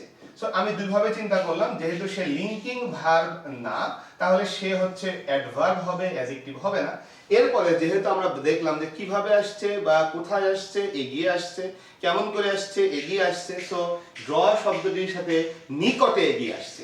সো আমরা বুঝতেই পারলাম ড্র শব্দটির সাথে এখানে কি বা কাকে দিয়ে প্রশ্ন করলে নিয়ার শব্দটি পাওয়া যায় না। সো সেজন্য আমরা নিয়ার শব্দটিকে অ্যাডভার্ব বলে ঘোষণা করলাম। আশা করি বুঝতেই পারছি ড্র শব্দটি লিঙ্কিং ভার্ব না, আর লিঙ্কিং ভার্ব ছাড়া অন্য যে কোনো ভার্বের পরে কি বসে? অ্যাডভার্ব বসতে পারে। তবে অবজেক্ট হলে অনেক সময় নাউনও বসতে পারে। তা আমরা চেক করে নিলাম আসলে নিয়ার শব্দটি অবজেক্ট কিনা। আমি একটু বলেই রাখি ভাই, নিয়ার শব্দটি নাউন হওয়ার কোনো ক্ষমতা নেই, অর্থাৎ নিয়ার শব্দটি অবজেক্ট বা সাবজেক্ট হওয়ারও কোনো ক্ষমতা নেই। তো সেই ক্ষেত্রে উত্তরটি অ্যাডভার্ব। ওকে, পরের কোশ্চেনটা আসি। Choose the correct parts of speech of the underlined word my needs are few. এখানে জানতে চাওয়া হয়েছে নিডস শব্দটি কি। বুঝতেই পারতেছে এখানে মাই শব্দটি হলো একটি পসেসিভ অ্যাডজেক্টিভ। তাহলে পসেসিভ অ্যাডজেক্টিভের পরে একটি মাত্র ওয়ার্ড থাকলে সেটা অবশ্যই কি হবে? নাউন হবে। যদিও নিড শব্দটি ভার্ব হতে পারে আমরা জানি, কিন্তু এখানে নিড শব্দটি আসলে নাউন হিসেবে বসছে। তার কারণ এখানে আর হলো একটি ভার্ব আর মাই হলো একটি পসেসিভ অ্যাডজেক্টিভ। এক পাশে পসেসিভ অ্যাডজেক্টিভ আর অন্য পাশে হলো ভার্ব, মাঝখানে একটি মাত্র ওয়ার্ড থাকলে সেটি অবশ্যই কি হবে? নাউন হবে। দেন চলে আসি 13 নম্বর কোশ্চেনে। What is the function of the underline word? Underline ওয়ার্ডের ফাংশনটা কি? আন্ডারলাইন করা ওয়ার্ডের কাজটা কি? লক্ষ্য করি এখানে কোন ওয়ার্ডটা আন্ডারলাইন করা হয়েছে? স্লিপ শব্দটি। লক্ষ্য করি আর্টিকেলের পরে এখানেও কিন্তু দুটি ওয়ার্ড আছে, একটি ওয়ার্ড হলো সাউন্ড এবং আরেকটি ওয়ার্ড হলো স্লিপ। আমরা জানি আর্টিকেলের পরে যদি দুইটি ওয়ার্ড থাকে তাহলে প্রথমটি হয় হচ্ছে অ্যাডজেক্টিভ এবং তার পরেরটি হয় হচ্ছে নাউন। সুতরাং আমরা বলবো সাউন্ড শব্দটি এখানে অ্যাডজেক্টিভ এবং স্লিপ শব্দটি হলো নাউন। তাহলে আমাদের উত্তর হলো এইটা। দেন চলে গেছে 14 নম্বর কোশ্চেনে। 14 নম্বর কোশ্চেন হলো the piece plan has not been accepted in its entirety by all parties. লক্ষ্য করি ইটস শব্দটি হলো পসেসিভ অ্যাডজেক্টিভ, বাই হলো একটা প্রিপজিশন। তাহলে এক পাশে পসেসিভ অ্যাডজেক্টিভ, এক পাশে প্রিপজিশন, মাঝখানে কয়টি ওয়ার্ড? একটি মাত্র ওয়ার্ড। তাহলে এই ওয়ার্ডটি অবশ্যই নাউন হবে। এমনিতেও আমরা জানি যে টি ওয়াই থাকলে সেটা নাউন হয়, তবে যখন বাক্যের ভিতরে এরকম দেওয়া হবে আমরা কখনোই ওইটা দেখে বুঝবো না যে আসলে এটা নাউন নাকি অন্য কোনো পার্টস অফ স্পিচ। যেহেতু আমি এক পাশে পসেসিভ অ্যাডজেক্টিভ পাচ্ছি, অন্য পাশে একটা প্রিপজিশন পাচ্ছি, সুতরাং মাঝখানের ওয়ার্ডটি একটি হয়, সেটি অবশ্যই নাউন হবে। তো সঠিক উত্তর হলো নাউন। লাস্ট কোশ্চেনটা লক্ষ্য করি। Another question to learn. He told us about the battle. এখানে অ্যাবাউট শব্দটি কি? অ্যাবাউট শব্দটি নরমাল একটা প্রিপজিশন আমরা জানি, তবে প্রিপজিশনকে প্রিপজিশনও বলে ঘোষণা করার আগে আমাকে মনে রাখতে হবে যে প্রিপজিশনকে প্রিপজিশন ঘোষণা করতে হলে তারপরে অবশ্যই নাউন বা নাউন ফ্রেজ থাকতে হবে। এখানে দেখি অ্যাবাউট এর পরে দি ব্যাটেল, আর্টিকেল নাউন, তার মানে এখানে একটি নাউন ফ্রেজ আছে। সুতরাং আমরা বলবো অ্যাবাউট এখানে কি হিসেবে বসলো? অ্যাবাউট এখানে প্রিপজিশন হিসেবে বসলো। তার কারণ প্রিপজিশনকে প্রিপজিশন বলে ঘোষণা করতে হলে অবশ্যই এরপরে একটি নাউন ফ্রেজ থাকতে হবে এবং এখানে আমরা noun phrase article plus noun পেয়ে গেলাম। সুতরাং ঘোষণা করলাম অ্যাবাউট এখানে একটি প্রিপজিশন। আমার মনে হয় এই কোশ্চেনগুলো বুঝতে কারো সমস্যা হওয়ার কথা না। দেন চলে যাব এর পরের দিকে। এবার দেখি, এবার আইডেন্টিফিকেশন গুলো হচ্ছে ওয়ার্ড বেসড আইডেন্টিফিকেশন। এবার কিন্তু আর বাক্য দেওয়া নেই, এবার জাস্ট ওয়ার্ড দেওয়া আছে এবং ওয়ার্ড দেখে আমাকে বের করতে হবে যে এই ওয়ার্ডটি আসলে কোন পার্টস অফ স্পিচ, এটা কি নাউন নাকি এটা অ্যাডজেক্টিভ নাকি এটা ভার্ব নাকি অ্যাডভার্ব, সেটা বের করব। তবে আগে যেমন সেন্টেন্স ছিল আমরা বলেছি যে আর্টিকেলের পরে দুটি ওয়ার্ড হ্যান ত্যান এইভাবে গুণাগুনি করেছি, কিন্তু এখন আর গুণাগুনির সুযোগ নেই। তার কারণ আমাদের এখানে ওয়ার্ড দেওয়া আছে, জাস্ট বলা আছে which of the following word is a noun, অর্থাৎ লেভেলি, লিউড, লেক্সিক্যাল লেভিটি কোন শব্দটি নাউন হবে? আমরা আসলে এই ওয়ার্ডগুলো কোনোটারই মিনিং জানি না। মেডিকেলের ক্ষেত্রে এই ঘটনাগুলো হয়। এখানে মেডিকেলের যে কোশ্চেনগুলো আছে একমাত্র 7 নম্বর কোশ্চেন ছাড়া বেশিরভাগ কোশ্চেনে কিন্তু একই সমস্যা, আসলে ওয়ার্ডগুলি আননোন, একেবারে আননোন ওয়ার্ড এখানে দেওয়া হয়। ফলাফল স্টুডেন্টরা কিছুটা বিভ্রান্ত হয়, বাংলা মিনিং কি হবে জানতে সমস্যা হয়, এবং জানতে যে দেখে যে মিনিংই জানে না, তাহলে এটা কোন পার্টস অফ স্পিচ বের করতে পারে না। বাট আমি দেখাবো যে মিনিং না জেনেও করা যায়। আসলে প্রতিটা ওয়ার্ডের মিনিং কিন্তু আমাদের লেকচার শিটে দেওয়া আছে, সেখান থেকে দেখে নিবা তোমরা। বাট আমি তোমাকে বলবো যে এখানে আমি বাংলা মিনিং জানি না, এরপরেও দেখি আসলে কতটুকু পারা যায়, কতটুকু আইডেন্টিফাই করা যায় আমাদের সিস্টেম অনুযায়ী, যেভাবে আমরা শিখেছি। আমরা শিখেছি যে এটা থাকলে নাউন হয়, ওটা থাকলে নাউন হয়, ওটা থাকলে অ্যাডজেক্টিভ হয়, ওটা থাকলে ভার্ব হয়, এরকম কিন্তু আমরা শিখেছি। আমরা সেইগুলো দিয়ে ট্রাই করব এবং দেখবো যে বেশিরভাগ ক্ষেত্রেই হয়ে যাবে, হয়তো বা দুই একটা ব্যতিক্রম থাকতে পারে, দুই একটা মুখস্থ করবা। সো বেশিরভাগ ক্ষেত্রে উত্তর হয়ে যাবে আমরা যা শিখেছি সেটা দিয়ে, হয়তো মিনিং আমাদের জানাই লাগবে না। লেভেলি লিউড লেক্সিক্যাল লেভিটি প্রথম কোশ্চেনটা, এর ভিতরে কোনটা নাউন এটা জানতে চাওয়া হয়েছে। এখন আমি যদি নাউনের কথা বলি, লক্ষ্য করি লেক্সিক্যাল, এখানে এল থাকলে নাউন হয়, এটা আমরা শিখেছি। আবার লেভিটি আইটিওয়াই থাকলেও নাউন হয়, এটাও আমরা শিখেছি। কিন্তু মুশকিল হলো কোন জায়গায়, এল থাকলে অ্যাডজেক্টিভও হয়, নাউনও হয়, দুটাই হতে পারে। আমরা জানি কিন্তু যে কখনো হয় ভার্বের সাথে এল তখন হয় নাউন, আবার কখনো হয় নাউনের সাথে এল তখন আবার হয়ে যায় অ্যাডজেক্টিভ। সুতরাং এখানে কিন্তু মুশকিল হয়ে গেল, আসলে এটা কার সাথে এল, এটা কি অ্যাডজেক্টিভ নাকি নাউন, এটা কনফিউশনের জায়গা। কিন্তু আইটিওয়াই বা টিওয়াই থাকলে সেটা নাউন হয়, এটা আমরা নিশ্চিত, একেবারেই নিশ্চিত। এবার যদি আমরা উত্তর মিলাই, আমরা দেখে ফেলবো আসলে উত্তর হবে লেভিটি। বাংলা মিনিং শিটে দেওয়া আছে, সুতরাং শিটে তাকাও, দেখে ফেলবা যে ভাই লেভিটির অর্থটা কি, কিন্তু টিওয়াই আছে, এটা একটা নাউন হয়ে যাচ্ছে। এরপরে দ্বিতীয় যে প্রশ্নটি আছে, which of the following word is an adjective, কোনটি হলো অ্যাডজেক্টিভ, এটা একটু বুঝতে সমস্যা হতে পারে, তার কারণ এটা আমাদের নিয়মের ভিতরে পড়ছে না, এটা ব্যতিক্রম। আমি আগেই বলেছিলাম যে ব্যতিক্রম থাকে। তো সেই ক্ষেত্রে হগওয়াশ, হকাম, হকি এবং হোয়েটি টোয়েটি, এই যে 4টি ওয়ার্ড, এটা আসলে অর্থ ছাড়া বোঝার কোনো রাস্তা নেই, এটা ব্যতিক্রমী ঘটনা ঘটেছে এবং সেটি 9-10 সালের কোশ্চেন বোঝাই যাচ্ছে। আমাদের উত্তরটি হয়তো বা অ্যাডজেক্টিভ হলো হোয়েটি টোয়েটি। সো বাংলা মিনিং কি অর্থ এগুলো ভাই শিটের ভিতরে দেওয়া আছে, সেগুলো আমি বলছি না সময় সেভ করার জন্য, বুঝতেই পারছো। সো দেন 3 নম্বরে চলে আসে, which of the following is a noun, কোনটি হলো নাউন। এখানে আবার লক্ষ্য করি অর্ডেইন, তারপরে ইমপ্রিম্যাচিউর, তারপরে পন্টিফিকেট এবং রিকোহেট, এরকম একটা শব্দ আছে। সো এখন প্রশ্ন হলো যে আমরা এই 4টার ভিতরে কোনটাকে কি বলে ঘোষণা করব, নাউন বলে। এই কোশ্চেনগুলো সবই কঠিন বলে মনে হচ্ছে, বিকজ মেডিকেলের প্রশ্নের ক্ষেত্রে ওয়ার্ডগুলি ফুললি আননোন ওয়ার্ড থাকে মেডিকেলের ক্ষেত্রে, এবং এরকম ঘটনা কিন্তু 13-14 সালের পরে আসলে আর ঘটে নাই। তো 13-14 সাল পর্যন্তই ঘটেছে। সো এরপরে কোশ্চেনগুলো এরকম হয় নাই। সো বুঝতেই পারছো আমরা কিন্তু এখন 20-21 সালে এসে হাজির হয়েছে। সো 6-7 বছর আগের কাহিনী এগুলো। সো এখন কিন্তু ভাই কোশ্চেনগুলো কমন হয়ে যাওয়া শুরু করেছে, আমাদের রুল দিয়ে সলভ করা যায়। সো ভয় পাওয়ার কোনো কারণ নেই, এটা প্রাচীনকালের কথা। তো এখন চলে আসি এখানটায়, একমাত্র দেখো আমরা যদি বলি এই শব্দটা উচ্চারণ করি ইমপ্রিম্যাচিওর। সো এই শব্দটির ক্ষেত্রে ওর ইমপ্রিম্যাচিওর। সো দেখো ও আর থাকলে নাউন হয়, এরকম একটা কিছু শুনেছিলাম, কাছাকাছি অর্থগতভাবে গেছে, কিন্তু বাকি কোনোটাই কিন্তু যায় নাই। এ টি থাকলে অ্যাডজেক্টিভ হওয়ার কথা, রিকো হেড বলে কোনো কিছু আমরা শুনিই নাই, এন্ড দেন অর্ডেন, এগুলো কিন্তু মুখস্থের মধ্যে ছিল না যে কি থাকলে নাউন হয়, কি থাকলে অ্যাডজেক্টিভ হয়, সেখানে ছিল না। সো একটা মাত্র মিলছে, সেটা হলো ইমপ্রিম্যাচিওর। সো উচ্চারণের দিক থেকে কাছাকাছি গেছে, হতে পারে এটা, আমরা হয়তো বা আন্দাজে ঢিল মেরে দেব, হয়তো বা কাজ হয়ে যাবে। ইয়েস, কাজ হয়ে গেছে। এখানে নাউন হচ্ছে ইমপ্রিম্যাচিওর, কারণ ই আর ও আর থাকলে নাউন হয়, যদিও ও আর নাই, কিন্তু ও আর এর উচ্চারণ যেমন হয় মোটামুটি মিলে গেছে, এই জন্য আমরা ইমপ্রিম্যাচিওরকে হচ্ছে এখানে নাউন বলে ঘোষণা করছি। তবে বাংলা মিনিং গুলো শীট থেকে অবশ্যই মুখস্থ করে নেবা, তার কারণ এই কোশ্চেন গুলো কিন্তু পরীক্ষায় অন্য কোনো ভাবে চলে আসতে পারে। দেন 4 নম্বর কোশ্চেন, আবারও সেটা ব্যতিক্রম, যে এখানে আসলে which of the following is a verb. আমরা ভার্ব হওয়ার জন্য যে নিয়মগুলো ছিল কোনোটাই আমাদের মিলে না। লক্ষ্য করি এখানে রেটিটিউড, তারপরে হচ্ছে হলো রিচ, তারপরে হচ্ছে হলো রিটার্ডেন্ট, তারপরে হলো রিকনয়ার। সো এগুলো কিন্তু কোনোটাই আসলে মিলে না আমাদের মুখস্থের সাথে, যেগুলো মুখস্থ করেছে। সো মেডিকেলের স্টুডেন্টরা হয়তো ভয় পেয়ে যাচ্ছে বিষয়টা, যে আসলে কেমন করে করবো তাহলে, কারণ সিস্টেমে তো মিলে না। আসলে শর্টকাটের বিষয়টা এরকম যে আমাদের শর্টকাট করে 100% মিলবে এমন ক্ষেত্র আমি দেখাতে পারবো না, কারণ ব্যতিক্রম সব জায়গাতে থাকবে। আমি আগেও বলেছি প্রতিটা জায়গায় ব্যতিক্রম আছে, কিন্তু মেডিকেলের প্রশ্নের ক্ষেত্রে এই সময়গুলোতে তারা খুঁজে বের করেছে ব্যতিক্রমগুলো দেওয়ার জন্য। বিপদটা হলো এই জায়গাটায়। এরপরে 13-14 পরের থেকে কিন্তু ঘটনাগুলো আর এরকম ঘটে নাই, সুতরাং ভয় পাওয়ার কোনো কারণ নেই। সো উত্তর কোনটা হতে পারে 4 নম্বর কোশ্চেনের, which of the following is a verb, কোনটা ভার্ব হবে, কোনোটাই মিলে না, কোনোটাই মিলে না। আমাদের মুখস্থ যে আমরা বলেছিলাম ডিম রিন এনো ইফি আইজ, মনে আছে আশা করি। আমরা বলেছিলাম ডিম রিন এনো ইফি আইজ। তো সেই ক্ষেত্রে সেখান থেকে কোনোটাই মিলতেছে না, তাহলে উত্তর কোনটা? তাহলে উত্তর কোনটা? উত্তর হচ্ছে আমাদের রেজ। রেজ শব্দটা আমাদের উত্তর হবে, কারণ রেজ শব্দটার অর্থ হচ্ছে বমি বমি ভাব হওয়ার পরে মুখ যে বিকৃত করে না, মানুষ ওয়াক থু করে ফেলে, ওয়াক করে ফেলে, ওইটাকে রেজ বলা হয়। বুঝতেই পারছো মেডিকেলের সাথে মিল আছে কিছুটা, এই জন্যই তারা প্রশ্নের মধ্যে এটা ঢুকাই দিচ্ছে আর কি। সো যাই হোক, এই ওয়ার্ডটি খুব একটা কমন ওয়ার্ড আমি বলবো না, এটা আনকমন ওয়ার্ড। সো রেজ শব্দের অর্থ হলো বমি বমি ভাব হওয়ার পরে মুখের ভাব, মুখকে বিকৃত করা, সেটা হলো একটা ভার্ব। সো এটা ভার্ব কোনটা জানতে চাওয়া হয়েছে। দেন 5 নাম্বারটা, which of the following is a verb, কোনটা হলো ভার্ব? এটা কমন পড়ে গেছে, এটা মিলে গেছে, কারণ আই এফ ওয়াই ইফি থাকলে সেটা ভার্ব হয়, এটা আমরা জানি। সুতরাং আমরা গ্লোরিফাই কে উত্তর করে দিচ্ছি। দেন 6 নাম্বারটা, which of the following is a verb, আবারও সে একই ঝামেলা, তার কারণ এখানেও কিন্তু আমাদের নিয়মের মধ্যে কোনোটা মিলছে না।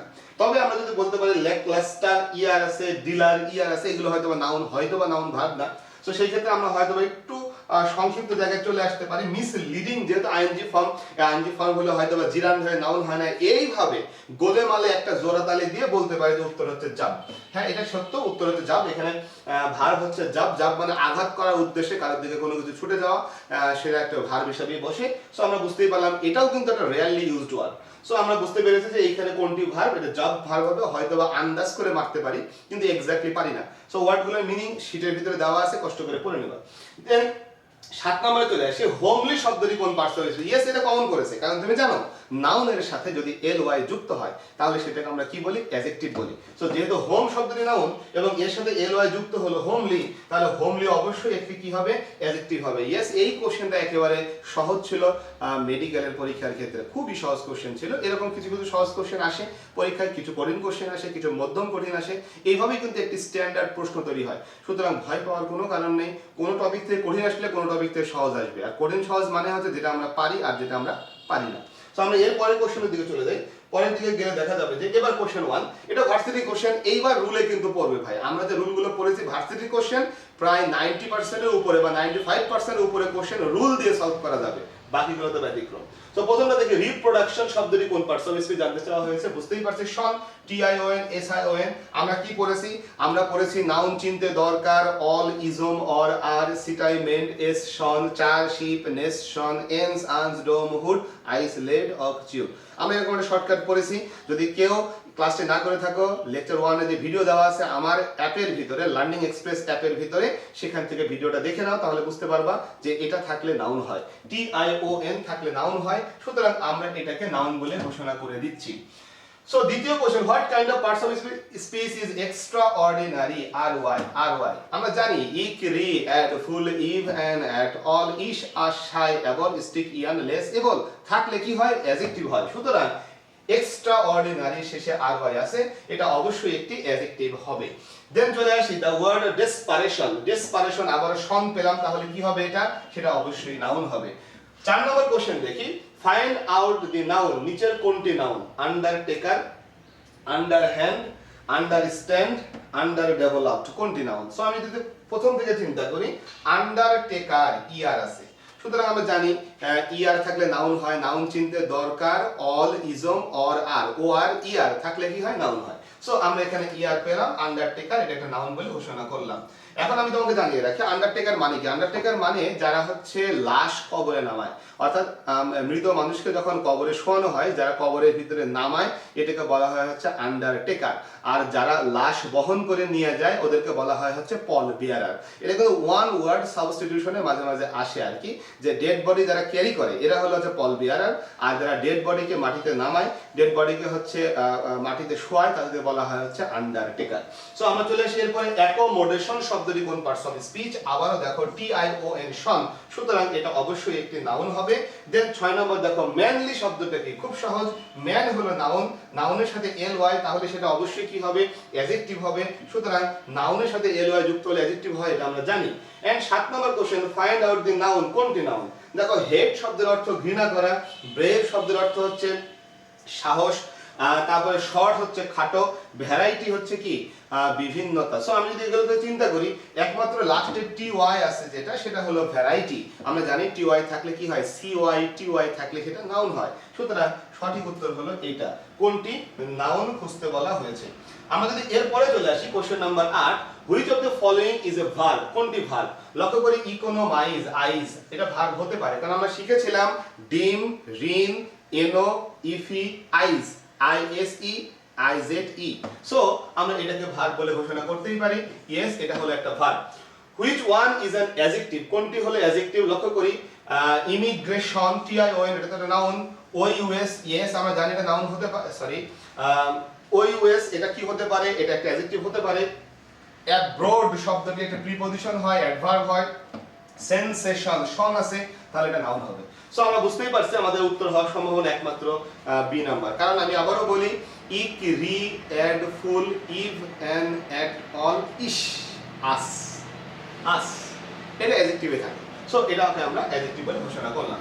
দেন 10 নম্বর দেখি, দা ওয়ার্ড টাইরানি। টাইরানি শব্দটা কি? ইয়েস, এটা কোনোটার সাথে মিলবে না। টাইরানি শব্দটা কোনোটার সাথে মিলবে না, বিকজ এর অর্থ দিয়ে করতে হবে। টাইরানি শব্দের অর্থ লক্ষ্য করি জুলুম বা নিপীড়নমূলক কাজ, টাইরানি। সো এটা একটা নাউন, এটা আমাদের মুখস্থ রাখতে হবে। এতক্ষণ পরে একটা ব্যতিক্রম পেলাম, যেটা আমাদের নিয়ম দিয়ে আসলে হচ্ছে না। সো এটাকে নাউন বলে ঘোষণা করলাম। মুখস্থ রাখবা টাইরানি শব্দটা। টাইরানি মানে হচ্ছে জুলুমমূলক কাজ বা নিপীড়নমূলক কাজ। 11 নম্বর, দ্য ওয়ার্ড প্যারালাইজ, আইজ, আইজ, হয়তো বা বানানটা আই এসি নাই, ওয়াই এসি আছে, হোক না ভাই, কিন্তু উচ্চারণ তো আইস হয়েছে, আইস, আইস। ওই যে ডিম, রিন, এনো, ইফি, আইস, আইস। তাহলে বলতেই পারি যে ভাই এটা তাহলে একটি ভার্ব হবে। ইয়েস, এটা একটা ভার্ব হবে। দেন চলে আসি কোশ্চেন নাম্বার 12 তে, we are two consider his fatherly affection. এই যে ফাদারলি, ফাদারলি অ্যাফেকশন, লক্ষ্য করি এখানে অ্যাফেকশন নাউন, তাহলে ফাদারলি কি হবে? অ্যাডজেক্টিভ। আবার যদি দেখি ফাদার শব্দটি নাউন আর নাউনের সাথে এল ওয়াই, তাহলে কি হবে সেটা? অ্যাডজেক্টিভ। দুই ভাবেই চিন্তা করলে ফাদারলি শব্দটা হলো একটা অ্যাডজেক্টিভ। একটা হলো নাউন অ্যাফেকশনের আগে বসেছে ফাদারলি, তাই সেটা হলো অ্যাডজেক্টিভ। আবার ফাদারলি শব্দটার গঠন হলো নাউনের সাথে এল ওয়াই, নাউনের সাথে এল ওয়াই থাকলে সেটা কি হয়? অ্যাডজেক্টিভ হয়। সো সেভাবে বলতে পারি ফাদারলি শব্দটি হলো একটা অ্যাডজেক্টিভ। 13 নম্বর কোশ্চেন দেখি, the word radiation, radiation T I O N, তাহলে কি হবে? আমি জানি এটা নাউন হবে। 14 নম্বর question, we actually wanted his motherly affection. কোশ্চেনটা মোটামুটি একই রকমের, ফাদারলি অ্যাফেকশন ছিল, এখানে হচ্ছে মাদারলি অ্যাফেকশন। তো অ্যাফেকশন শব্দটি যেহেতু নাউন, তাহলে মাদারলি শব্দটি অবশ্যই অ্যাডজেক্টিভ। আবার লক্ষ্য করি মাদার শব্দটির সাথে এল ওয়াই যোগ, নাউনের সাথে এল ওয়াই যোগ, সুতরাং আমরা বলতেই পারি এটা হলো একটা অ্যাডজেক্টিভ। সো মাদারলি হলো একটা adjective. Then 15 number question, he lost his speculation. Speculation শব্দটি কি? সো যেহেতু টিআইওএন আছে, এটা নিয়ে টেনশন করার কোনো কারণ আমাদের নেই। টিআইওএন এসআইওএন থাকলে নাউন হয়, সুতরাং স্পেকুলেশন শব্দটিকে আমি নাউন বলে ঘোষণা করে দিলাম। আমার মনে হয় তোমরা সবাই বুঝতে পেরেছো যে আসলে এই কোশ্চেনগুলো উত্তর করা খুব সহজ। মেডিকেলে যেরকম ব্যতিক্রমে ভরপুর ছিল, ভার্সিটির প্রশ্নগুলো কিন্তু এরকম ব্যতিক্রমে ভরপুর নয়। কিছু ব্যতিক্রম থাকবে, সব জায়গাতেই থাকবে। সেই পরিমাণটা মেডিকেলে হয়তো অনেক বেশি হয়ে গেছে, কিন্তু ভার্সিটি কোশ্চেনের ক্ষেত্রে এটা কিন্তু অনেক কম ছিল। তাহলে এরপরে আসছে আমরা হচ্ছে কোশ্চেন নাম্বার 16 তে, find out the noun form from the following. Okay, তাহলে এখানে নাউন ফর্ম কোনটা আমাকে বের করতে হবে। আমরা যেটা জানি ফুল থাকলে অ্যাডজেক্টিভ হয়, সুতরাং বিউটিফুল শব্দটি একটা অ্যাডজেক্টিভ। টি ওয়াই থাকলে নাউন হয়, সুতরাং এটা একটা noun. F Y, I F Y, ify থাকলে এটা ভার্ব হয়, সুতরাং এটা হলো ভার্ব। এবং ইক থাকলে একটা অ্যাডজেক্টিভ হয়, সুতরাং এটা হলো একটা অ্যাডজেক্টিভ। তাহলে বিউটিফুল শব্দটি হলো অ্যাডজেক্টিভ, বিউটি শব্দটা হলো নাউন, বিউটিফাই হলো ভার্ব, আর্টিস্টিক হলো একটা অ্যাডজেক্টিভ। আমাকে চাওয়া হয়েছে find out the noun from the following, সুতরাং আমরা সঠিক উত্তর বি নাম্বারটাকে করব। This is the fashion of the day. এখানে ফ্যাশন শব্দটা কি? এমনিতেও বুঝতে পারছি উচ্চারণটা হলো শন, শন, যেহেতু উচ্চারণটা শন, তাহলে আমরা এটাকে নাউন হিসেবে বলতেই পারি। অন্যভাবে যদি চিন্তা করি, এখানে দি হলো আর্টিকেল এবং অফ হলো প্রিপজিশন, তাহলে এক পাশে আর্টিকেল এবং আরেক পাশে প্রিপজিশন, মাঝখানে একটি মাত্র ওয়ার্ড, অবশ্যই নাউন হবে। সুতরাং ফ্যাশন শব্দটি অবশ্যই একটি noun. Then 18 number question, which one is a verb? কোনটি ভার্ব? এখানে প্রথম ওয়ার্ডটি হলো অ্যাডভাইস, দ্বিতীয় ওয়ার্ডটি হলো ড্রিম, তৃতীয় ওয়ার্ডটি হলো বিউটিফাই এবং লাস্ট ওয়ার্ডটি হলো কোশ্চেন অপশনটি হলো অল অফ দিস। লক্ষ্য করি এখানে অ্যাডভাইস শব্দটির শেষে এসই আছে, সিই থাকলে নাউন হয় আর এসি থাকলে ভার্ব হয়। সুতরাং অ্যাডভাইস শব্দটি একটি ভার্ব। ড্রিম শব্দটির অর্থ স্বপ্ন অথবা স্বপ্ন দেখা দুইটাই হতে পারে। সুতরাং ড্রিম শব্দটি নাউনও হয় আবার ভার্বও হয়, দুইটাই হয়। বিউটিফাই একটু আগেই বলেছি ইফি আইএফওয়াই থাকলে সেটা ভার্ব হয়, সুতরাং বিউটিফাই হলো একটা ভার্ব। তাহলে আমরা উত্তর করতে পারি all of this. The word creative এটা কি বা কোন পার্টস অফ স্পিচ? ক্রিয়েটিভ শব্দের অর্থ সৃষ্টিশীল অথবা সৃজনশীল। আমরা সৃজনশীল শব্দ অনেকবার শুনেছি। সো ক্রিয়েটিভ শব্দটি কোন পার্টস অফ স্পিচ? আমরা পড়েছি আইভিই ইভ থাকলে সেটা একটা অ্যাডজেক্টিভ হয়, সুতরাং ক্রিয়েটিভ শব্দটি একটা অ্যাডজেক্টিভ। এছাড়াও আমরা অর্থ করেও বুঝতে পারি ক্রিয়েটিভ শব্দটি অর্থ হলো সৃষ্টিশীল অথবা সৃজনশীল, এই শব্দটিও কিন্তু একটা অ্যাডজেক্টিভ হবে। দেন 20 number, which of the following is a noun? কোনটি নাউন? যেহেতু আইএসই আছে, একটু আগেই বলেছিলাম আইএসই থাকলে ভার্ব হয়, সো আইজ এটা একটা ভার্ব। অনুশীলন করা, অ্যাডভাইজ আইএসই এটাও হলো উপদেশ দেওয়া, একটা ভার্ব। গাইজ, গাইজ শব্দটির অর্থ একটু অন্যরকম, যদিও শেষে আইএসই আছে, কিন্তু লক্ষ্য করে দেখি এখানে আইএসই কিন্তু কোনো সাফিক্স না, বরং গাইজ হচ্ছে একটা আলাদা শব্দ এবং এটা অর্থ হলো বেশভূষা। and then advertise আবারও এখানে আইএসই, সো অ্যাডভার্টাইজ মানে বিজ্ঞাপন দেওয়া।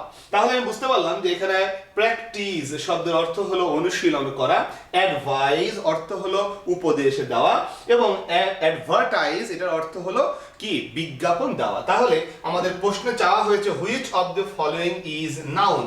কোনটি হলো নাউন? তাহলে শুধুমাত্র সি নাম্বারটি হলো নাউন, যেহেতু গাইজ শব্দের অর্থ বেশভূষা।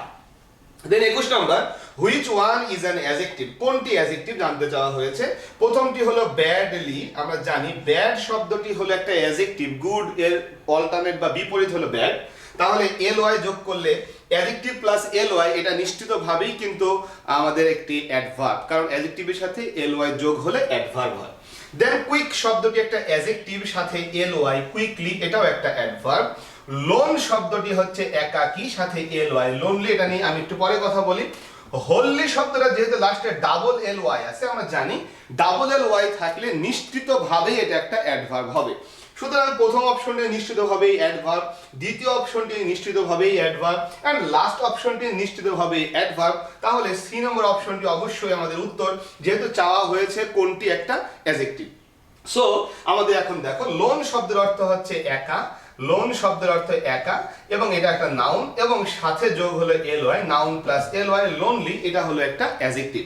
প্রশ্নে চাওয়া হয়েছিল which one is an adjective. Then degradation এটা কি হবে? আমরা বুঝতেই পারছি টিআইওএন আছে, আমরা জানি টিআইওএন এসআইওএন এগুলো থাকলে নাউন হয়, সুতরাং ডিগ্রেডেশন শব্দটি অবশ্যই একটি নাউন। সো আমাদের সঠিক উত্তর হলো এইটা। Which one is the adjective of world? World শব্দের অ্যাডজেক্টিভ ফর্ম কি হবে? এই কোশ্চেনটা নিয়ে একটা কনফিউশন আছে, কারণ কোনো বই ওয়ার্ল্ড শব্দের অ্যাডজেক্টিভ ফর্ম দিয়েছে ওয়ার্ল্ডলিকে, কোন বই ওয়ার্ল্ড শব্দের অ্যাডজেক্টিভ ফর্ম দিয়েছে ওয়ার্ল্ড ওয়াইডকে। এখন প্রশ্ন হলো আমরা ওয়ার্ল্ড শব্দের অ্যাডজেক্টিভ ফর্মকে কোনটা হিসেবে মানে সঠিক হিসেবে ধরবো? আমরা কি ওয়ার্ল্ড ওয়াইডকে ধরবো নাকি আমরা ওয়ার্ল্ডলিকে ধরবো? প্রশ্নটা হলো এখানটায়। লক্ষ্য করি, ওয়ার্ল্ড শব্দের অর্থ হলো পৃথিবী, ওয়ার্ল্ড শব্দের অর্থ হলো পৃথিবী। তাই এই যে পৃথিবী শব্দটা হচ্ছে আমরা জানি ওয়ার্ল্ড পৃথিবী। এখন ওয়ার্ল্ডলি শব্দের অর্থ কি? ওয়ার্ল্ডলি শব্দের অর্থ হলো পার্থিব, পার্থিব। আর ওয়ার্ল্ড ওয়াইড শব্দের অর্থ হচ্ছে পৃথিবী বা বিশ্বব্যাপী। পৃথিবী শব্দটাই লিখি পৃথিবীব্যাপী, পৃথিবীব্যাপী। এখন প্রথম প্রশ্ন হলো যে এই যে দুটি শব্দ, এটা নিয়ে কোনো সমস্যা নেই, ওয়ার্ল্ডলি বলে কোনো শব্দ নাই, ওয়ার্ল্ডলেস বলেও কোনো শব্দ নেই। সো আমাদের উত্তর হচ্ছে ওয়ার্ল্ডলি অথবা ওয়ার্ল্ড ওয়াইড। আমরা যদি ডিকশনারি দেখি তাহলে দুটি ওয়ার্ডই অ্যাডজেক্টিভ, ওয়ার্ল্ড ওয়াইড শব্দটাও অ্যাডজেক্টিভ, আবার ওয়ার্ল্ডলি শব্দটাও কিন্তু একটা অ্যাডজেক্টিভ। প্রশ্ন হলো আমরা এই দুইটার ভিতরে কোনটাকে চয়েস করব, তাই না? এখন পৃথিবী শব্দ থেকে পার্থিব, পার্থিব শব্দের অর্থ কি? পার্থিব শব্দের আসলে অর্থ হলো ইহলৌকিক। ইহলোক পরলোক আছে না, ইহলৌকিক মানে আমাদের জীবনের এই অংশটা, অর্থাৎ আমাদের দুটি জীবন আমরা জানি, একটি হলো এই কাল অর্থাৎ পৃথিবীর জীবন, দ্যাট ইজ হচ্ছে ইহলোক, এবং আরেকটি হলো পরকাল, যেটা হচ্ছে আমাদের মৃত্যুর পরের জীবন। সো আমাদের এই ওয়ার্ল্ডলি শব্দটার অর্থ আসলে পার্থিব, আর পার্থিব বলতে বোঝায় ইহলৌকিক, মানে আমাদের এই জীবনটা। তাহলে এই ওয়ার্ল্ড মানে পৃথিবী, পৃথিবীর সাথে কিন্তু এই পার্থিব শব্দের অর্থগত একটু ডিস্টেন্স আছে। কিন্তু আমি যদি এই শব্দটা লক্ষ্য করি, ওয়ার্ল্ড মানে হলো পৃথিবী, আর ওয়ার্ল্ড ওয়াইড মানে পৃথিবী ব্যাপী, অর্থাৎ সারা পৃথিবী ব্যাপী। আমরা ওয়ার্ল্ড বলতে যে পৃথিবীর কথা বোঝাচ্ছি, ওয়ার্ল্ড ওয়াইড হতে সেই পৃথিবী সব জায়গায় বিস্তৃত কোনো কিছুকে বোঝাবে। সো এই হচ্ছে আমাদের। তাহলে আমরা বুঝতেই পারছি যে এইখানে আসলে এই ওয়ার্ডটার চাইতে এই ওয়ার্ডটা অর্থগতভাবে সবচেয়ে বেশি কি সংযুক্ত থাকে ওয়ার্ল্ড শব্দের সাথে। তাই আমরা বলি যে ওয়ার্ল্ড শব্দের অ্যাডজেক্টিভ যদি চাওয়া হয়, অপশনে যদি ওয়ার্ল্ড ওয়াইড থাকে আমরা উত্তর ওয়ার্ল্ড ওয়াইডকে দিব। যদি অপশনে ওয়ার্ল্ড ওয়াইডকে না পাই, তাহলে আমরা হয়তো বা ওয়ার্ল্ডলিও দিতে পারবো। আমি আবারও বলছি, অপশনে ওয়ার্ল্ড ওয়াইড থাকলে ওয়ার্ল্ড ওয়াইড দিব, অপশনে ওয়ার্ল্ড ওয়াইড না থাকলে তুমি ওয়ার্ল্ডলি দিতে পারবে। আমার মনে হয় বিষয়টি ক্লিয়ার হয়ে যাওয়ার কথা। এই কোশ্চেনটা নিয়ে অনেকেরই কনফিউশন আছে, বাট আমি অর্থগতভাবে বিষয়টি ব্যাখ্যা করার চেষ্টা করেছি যে ওয়ার্ল্ড মানে পৃথিবী, ওয়ার্ল্ডলি মানে পার্থিব। হয়তো বা মনে হচ্ছে পৃথিবী থেকে পার্থিব, ঠিক আছে, কিন্তু পার্থিব শব্দটার অর্থ হলো ইহলৌকিক, অর্থাৎ আমাদের এই কালের জীবন। এবং আমরা জানি ইহলোক আর পরলোক মানে একটা হলো মৃত্যুর আগের জীবন, একটা হলো মৃত্যুর পরের জীবন। তো ওয়ার্ল্ড শব্দের সাথে পার্থিব শব্দের আসলে অ্যাটাচমেন্ট আসলে একটু কম। কিন্তু আসলে যদি ওয়ার্ল্ড ওয়াইড বলে, ওয়ার্ল্ড মানে পৃথিবী, আর ওয়ার্ল্ড ওয়াইড মানে পৃথিবী ব্যাপী। সো বোঝাই যাচ্ছে এই দুটার অর্থগত অ্যাটাচমেন্টটা একটু বেশি। সো আমরা যদি এটাকে পাই, উত্তর এটাকে দিব, না পেলে আমরা হয়তো বা ওয়ার্ল্ডলিকেও উত্তর দিতে পারবো। সো এই ছিল আমাদের 23টা কোশ্চেন। আমরা এর পরে চলে যাব। এবার question number 24, their friendly behavior pleased the guest. So প্রশ্ন হলো এখানে ফ্রেন্ডলি শব্দটি কোন পার্টস অফ স্পিচ? প্রথমত যদি আমি ফ্রেন্ডলিকে এমনিতেও চিন্তা করি, ফ্রেন্ড শব্দটি হলো নাউন, আমরা জানি ফ্রেন্ড শব্দটি হলো নাউন। তাহলে এই নাউন এর সাথে, এটা একটা নাউন, এর সাথে যখন আমি এল ওয়াই যুক্ত করে দিলাম, তখন এটা নিশ্চিতভাবেই একটা অ্যাডজেক্টিভ। সো এটা হলো আমাদের ওয়ার্ড দেখে বের করা। কিন্তু আমরা যদি এইভাবে চিন্তা করি, দেয়ার শব্দটা হলো একটা পসেসিভ অ্যাডজেক্টিভ, এবং লক্ষ্য করি এখানে প্লিজড শব্দটি হলো ভার্ব, ভার্বের টু ফর্ম। তাহলে এক পাশে পসেসিভ অ্যাডজেক্টিভ এবং আরেক পাশে হলো ভার্ব, মাঝখানে দুইটা ওয়ার্ড, তাহলে নিশ্চিতভাবেই প্রথমটা হবে অ্যাডজেক্টিভ আর পরেরটা হবে হচ্ছে নাউন। সো আমরা এইভাবেও বলতে পারি যে ফ্রেন্ডলি শব্দটি এখানে অবশ্যই একটা অ্যাডজেক্টিভ। সো এখানে চাওয়া হয়েছিল ফ্রেন্ডলি শব্দটা কি, আমরা সঠিক উত্তর বলে দিলাম, এটা হলো একটা অ্যাডজেক্টিভ। দেন 25 নাম্বার কোশ্চেন যদি আমরা দেখি, which of the following words is an adverb? কোনটি হলো অ্যাডভার্ব? সো আমরা একটু আগে দেখে এসেছি লোনলি শব্দটা হলো একটা অ্যাডজেক্টিভ। একটু আগে একটা কোশ্চেন ছিল হোম শব্দটি নাউন এবং এল ওয়াই হোমলি, তাহলে এটাও হবে একটা অ্যাডজেক্টিভ। আমরা জানি নাউনের সাথে এল ওয়াই হলে অ্যাডজেক্টিভ হয়। লাভ শব্দটা ভালোবাসা, এটা একটা নাউন সাথে এল ওয়াই, তাহলে এটাও একটা অ্যাডজেক্টিভ হয়, আমরা এটা পড়েছি। এবং কুইক শব্দটা অ্যাডজেক্টিভ সাথে এল ওয়াই কুইকলি, তাহলে কুইকলি শব্দটা নিশ্চিতভাবেই একটা অ্যাডভার্ব। সো আমরা বুঝতেই পারলাম যে এখানে কুইকলি ছাড়া অন্যটা অ্যাডভার্ব হওয়ার কোনো সুযোগ নেই। এই ছিল আমাদের এখানকার প্র্যাকটিস কোশ্চেন। এরপরে কিছু ইম্পর্টেন্ট কোশ্চেন দেওয়া আছে আমাদের লেকচার শিটে, আমরা সেই কোশ্চেনগুলো দেখব এবং তারপরে লেকচার শিটের সলিউশন শেষ হয়ে যাবে। পরবর্তীতে আমরা লেকচার 2 এর সলিউশন নিয়ে আবারও হাজির হব। এরপরে আমরা কিছু ইম্পর্টেন্ট কোশ্চেন প্র্যাকটিস করতে চাই। প্রথম কোশ্চেন হলো সার্ভাইভাল। সার্ভাইভাল শব্দটি কোন পার্টস অফ স্পিচ? সো আমরা এই কোশ্চেনটা ভালো করে দেখি। সার্ভাইভ এটা একটা ভার্ব, তার সাথে এল যোগ হয়েছে। আমরা জানি ভার্বের সাথে এল যোগ হলে সেটা হয় একটা নাউন, আর যদি কখনো নাউনের সাথে এল যোগ হয় তাহলে সেটা হয় হচ্ছে একটা অ্যাডজেক্টিভ। সো যেহেতু এখানে ভার্বের সাথে এল যোগ, সার্ভাইভাল অবশ্যই একটি নাউন হবে। দ্য ওয়ার্ড প্রপোর্শনেট, আমরা জানি এ টি ই থাকলে আমরা তাকে অ্যাডজেক্টিভ বলি। আমরা পড়েছিলাম ic ry ad ful ive and at all. So A T E থাকলে অবশ্যই সেটা কি হয়, একটা অ্যাডজেক্টিভ হয়। এবং অর্থটাও দিয়ে রেখেছি, প্রপোর্শনেট শব্দের অর্থ হলো আনুপাতিক। And then 3 number, the adjective of the word mother. mother শব্দটি অ্যাডজেক্টিভ কি হবে, আমরা পড়েছি মাদারের সাথে এল ওয়াই যোগ হবে, কারণ নাউনের সাথে এল ওয়াই যোগ হলে সেটা একটা অ্যাডজেক্টিভ হয়। সো মাদার শব্দের অ্যাডজেক্টিভ ফর্ম হচ্ছে motherly. The word neutral. Neutral শব্দটি কোন পার্টস অফ স্পিচ? নিউট্রাল শব্দটি হচ্ছে এল আছে, তাহলে মুশকিল হলো আমরা এখানে এটাকে নাউন বলবো নাকি আমি এটাকে অ্যাডজেক্টিভ বলবো। তোমরা আশা করি মনে করছো তোমাদের। আশা করি তোমাদের মনে পড়ছে যে এল থাকলে কিন্তু অ্যাডজেক্টিভও হয়, আবার সেটা হচ্ছে নাউনও হয়। এখন নিউট্রাল শব্দটি কি? নিউট্রাল শব্দটি নিরপেক্ষ, অর্থটাও দিয়ে ফেলেছি। তাহলে লক্ষ্য করি, দ্য ওয়ার্ড নিউট্রাল ইজ, প্রথমটা অ্যাডভার্ব না, অবশ্যই সে অ্যাডভার্ব হবে না, এটা বাদ। তারপরে সে ভার্ব অবশ্যই হবে না, তাই এটাও বাদ। তাহলে হয় সে নাউন হবে, না হয় সে কি হবে? অ্যাডজেক্টিভ হবে। এখন আমরা নিউট্রাল শব্দটি কোথা থেকে আসলো? নিউট্রাল শব্দটি আসলো হচ্ছে নিউটার থেকে, অর্থাৎ নিউটার হচ্ছে যে এপাশেও নাই ওপাশেও নাই, এরকম কাউকে আমরা নিউটার বলি, সেখান থেকে আসলো নিউট্রাল। সো বুঝতেই পারতেছি এটা হলো নাউন থেকে তৈরি হওয়া জিনিস, সুতরাং এটা হবে একটা অ্যাডজেক্টিভ। সো নিউট্রাল শব্দটি হলো একটা অ্যাডজেক্টিভ। যেমন আমরা বলি হি ইজ নিউট্রাল, অর্থাৎ সে হচ্ছে নিরপেক্ষ, সে এই পাশেও নাই ও পাশেও নাই, অর্থাৎ এটা কিন্তু তার দোষ বা গুণ প্রকাশ করছে, তাহলে এটা একটা অ্যাডজেক্টিভ হবে। সো নিউট্রাল শব্দটি একটা adjective. Then 5 number question, find out the correct parts of speech of advice. লক্ষ্য করি অ্যাডভাইস শব্দটি এখানে আইসিই, আর একটা অ্যাডভাইস আমরা দেখেছি একটু আগে, সেটি হলো এডিভিআইএসই, এটা হলো ভার্ব, আর এটা হলো নাউন এডিভিআইসিই। সো এটা একটা noun. Then 6 number, the word prolific, ic আছে শেষে, সো এটা নিয়ে গবেষণা করার কিছু নেই, আমরা জানি ইক থাকলে সেটা অ্যাডজেক্টিভ হয়। সো আমরা প্রলিফিককে অ্যাডজেক্টিভ বলে ঘোষণা করব, এবং এটা অর্থটা দেওয়া আছে, প্রলিফিক মানে প্রচুর পরিমাণে উৎপাদনশীল, অর্থাৎ যেটা খুব বেশি উৎপাদন করতে পারে এরকম ক্ষমতা সম্পন্ন। Her success was shattered by her latter commentary. এখন এখানে প্রশ্ন হলো কমেন্টারি কোন পার্টস অফ স্পিচ। সো এখন আমি যদি এই আরওয়াই দেখি, আরওয়াই দেখলে এটাকে অ্যাডজেক্টিভ বলে মনে হবে, কিন্তু মনে রাখতে হবে যখন সেন্টেন্সের ভিতরে কোনো ওয়ার্ডকে আন্ডারলাইন করে দেওয়া হবে, আমরা ওয়ার্ড দেখে আইডেন্টিফাই করব না, বরং তার অবস্থান দেখে আইডেন্টিফাই করব। সো এই বাক্যটিতে আমরা যদি এখানে প্রিপোজিশন দেখি, পসেসিভ দেখি, লেটার শব্দটা হয়তো আমি চিনি না, হতেই পারে, প্রবলেম নাই, কিন্তু লক্ষ্য করি হারকে তো আমি চিনি, হার হচ্ছে একটা পসেসিভ অ্যাডজেক্টিভ। তাহলে এরপরে আমি দুইখানা ওয়ার্ড পেলাম, একটি হলো লেটার এবং আরেকটি হলো কমেন্টারি। তাহলে আমরা জানি পসেসিভের পরে যদি দুইটি ওয়ার্ড থাকে, তাহলে লেটার শব্দটি হবে একটা অ্যাডজেক্টিভ এবং কমেন্টারি শব্দটি হবে একটা নাউন। সো আমরা সেই রুল থেকে সলভ করে ফেললাম যে কমেন্টারি শব্দটি হবে একটি নাউন। কিন্তু আমরা যদি কমেন্টারি শব্দটাকে দেখতাম, লাস্টে আরওয়াই দেখে এটাকে কিন্তু অ্যাডজেক্টিভ বলে মনে করতাম, কিন্তু আসলে এই বাক্যটিতে কমেন্টারি শব্দটি অ্যাডজেক্টিভ নয়, সেটা একটা নাউন, আমরা বুঝতে পেরেছি। সো দেন চলে আসি question number 8, a rolling stone gathers no moss. A rolling stone, so আমি যদি এখান থেকে চিন্তা করি, এ হলো আর্টিকেল, স্টোন হলো নাউন, গ্যাদার হলো ভার্ব। সো আমি যদি এভাবে চিন্তা করি, এক পাশে আর্টিকেল এবং এক পাশে হলো ভার্ব, গ্যাদার ভার্ব, গ্যাদার মানে একত্রিত করা, সংঘবদ্ধ হওয়া, এরকম। তাহলে এই আর্টিকেল এবং ভার্ব এই দুইটার মাঝখানে দুইখানা ওয়ার্ড আছে, একটা ওয়ার্ড হলো রোলিং এবং আরেকটা ওয়ার্ড হলো স্টোন। তাহলে আমরা বলবো রোলিং শব্দটি একটা অ্যাডজেক্টিভ এন্ড স্টোন শব্দটি হলো একটা নাউন। সো অ্যাডজেক্টিভ এবং নাউন। সো সঠিক উত্তরটা আমরা অ্যাডজেক্টিভ দিচ্ছি। কোনো বই এখানে হয়তো বা পার্টিসিপল উত্তর করেছে, আমি আপাতত এখানে পার্টিসিপল দিতে রাজি নই এবং আমি এর পক্ষেও নই। অনেক বই হয়তো বা করেছে, এখন কেন পক্ষে নই, কেন রাজি নই, সেই কথাগুলো এখন আলোচনা করব না।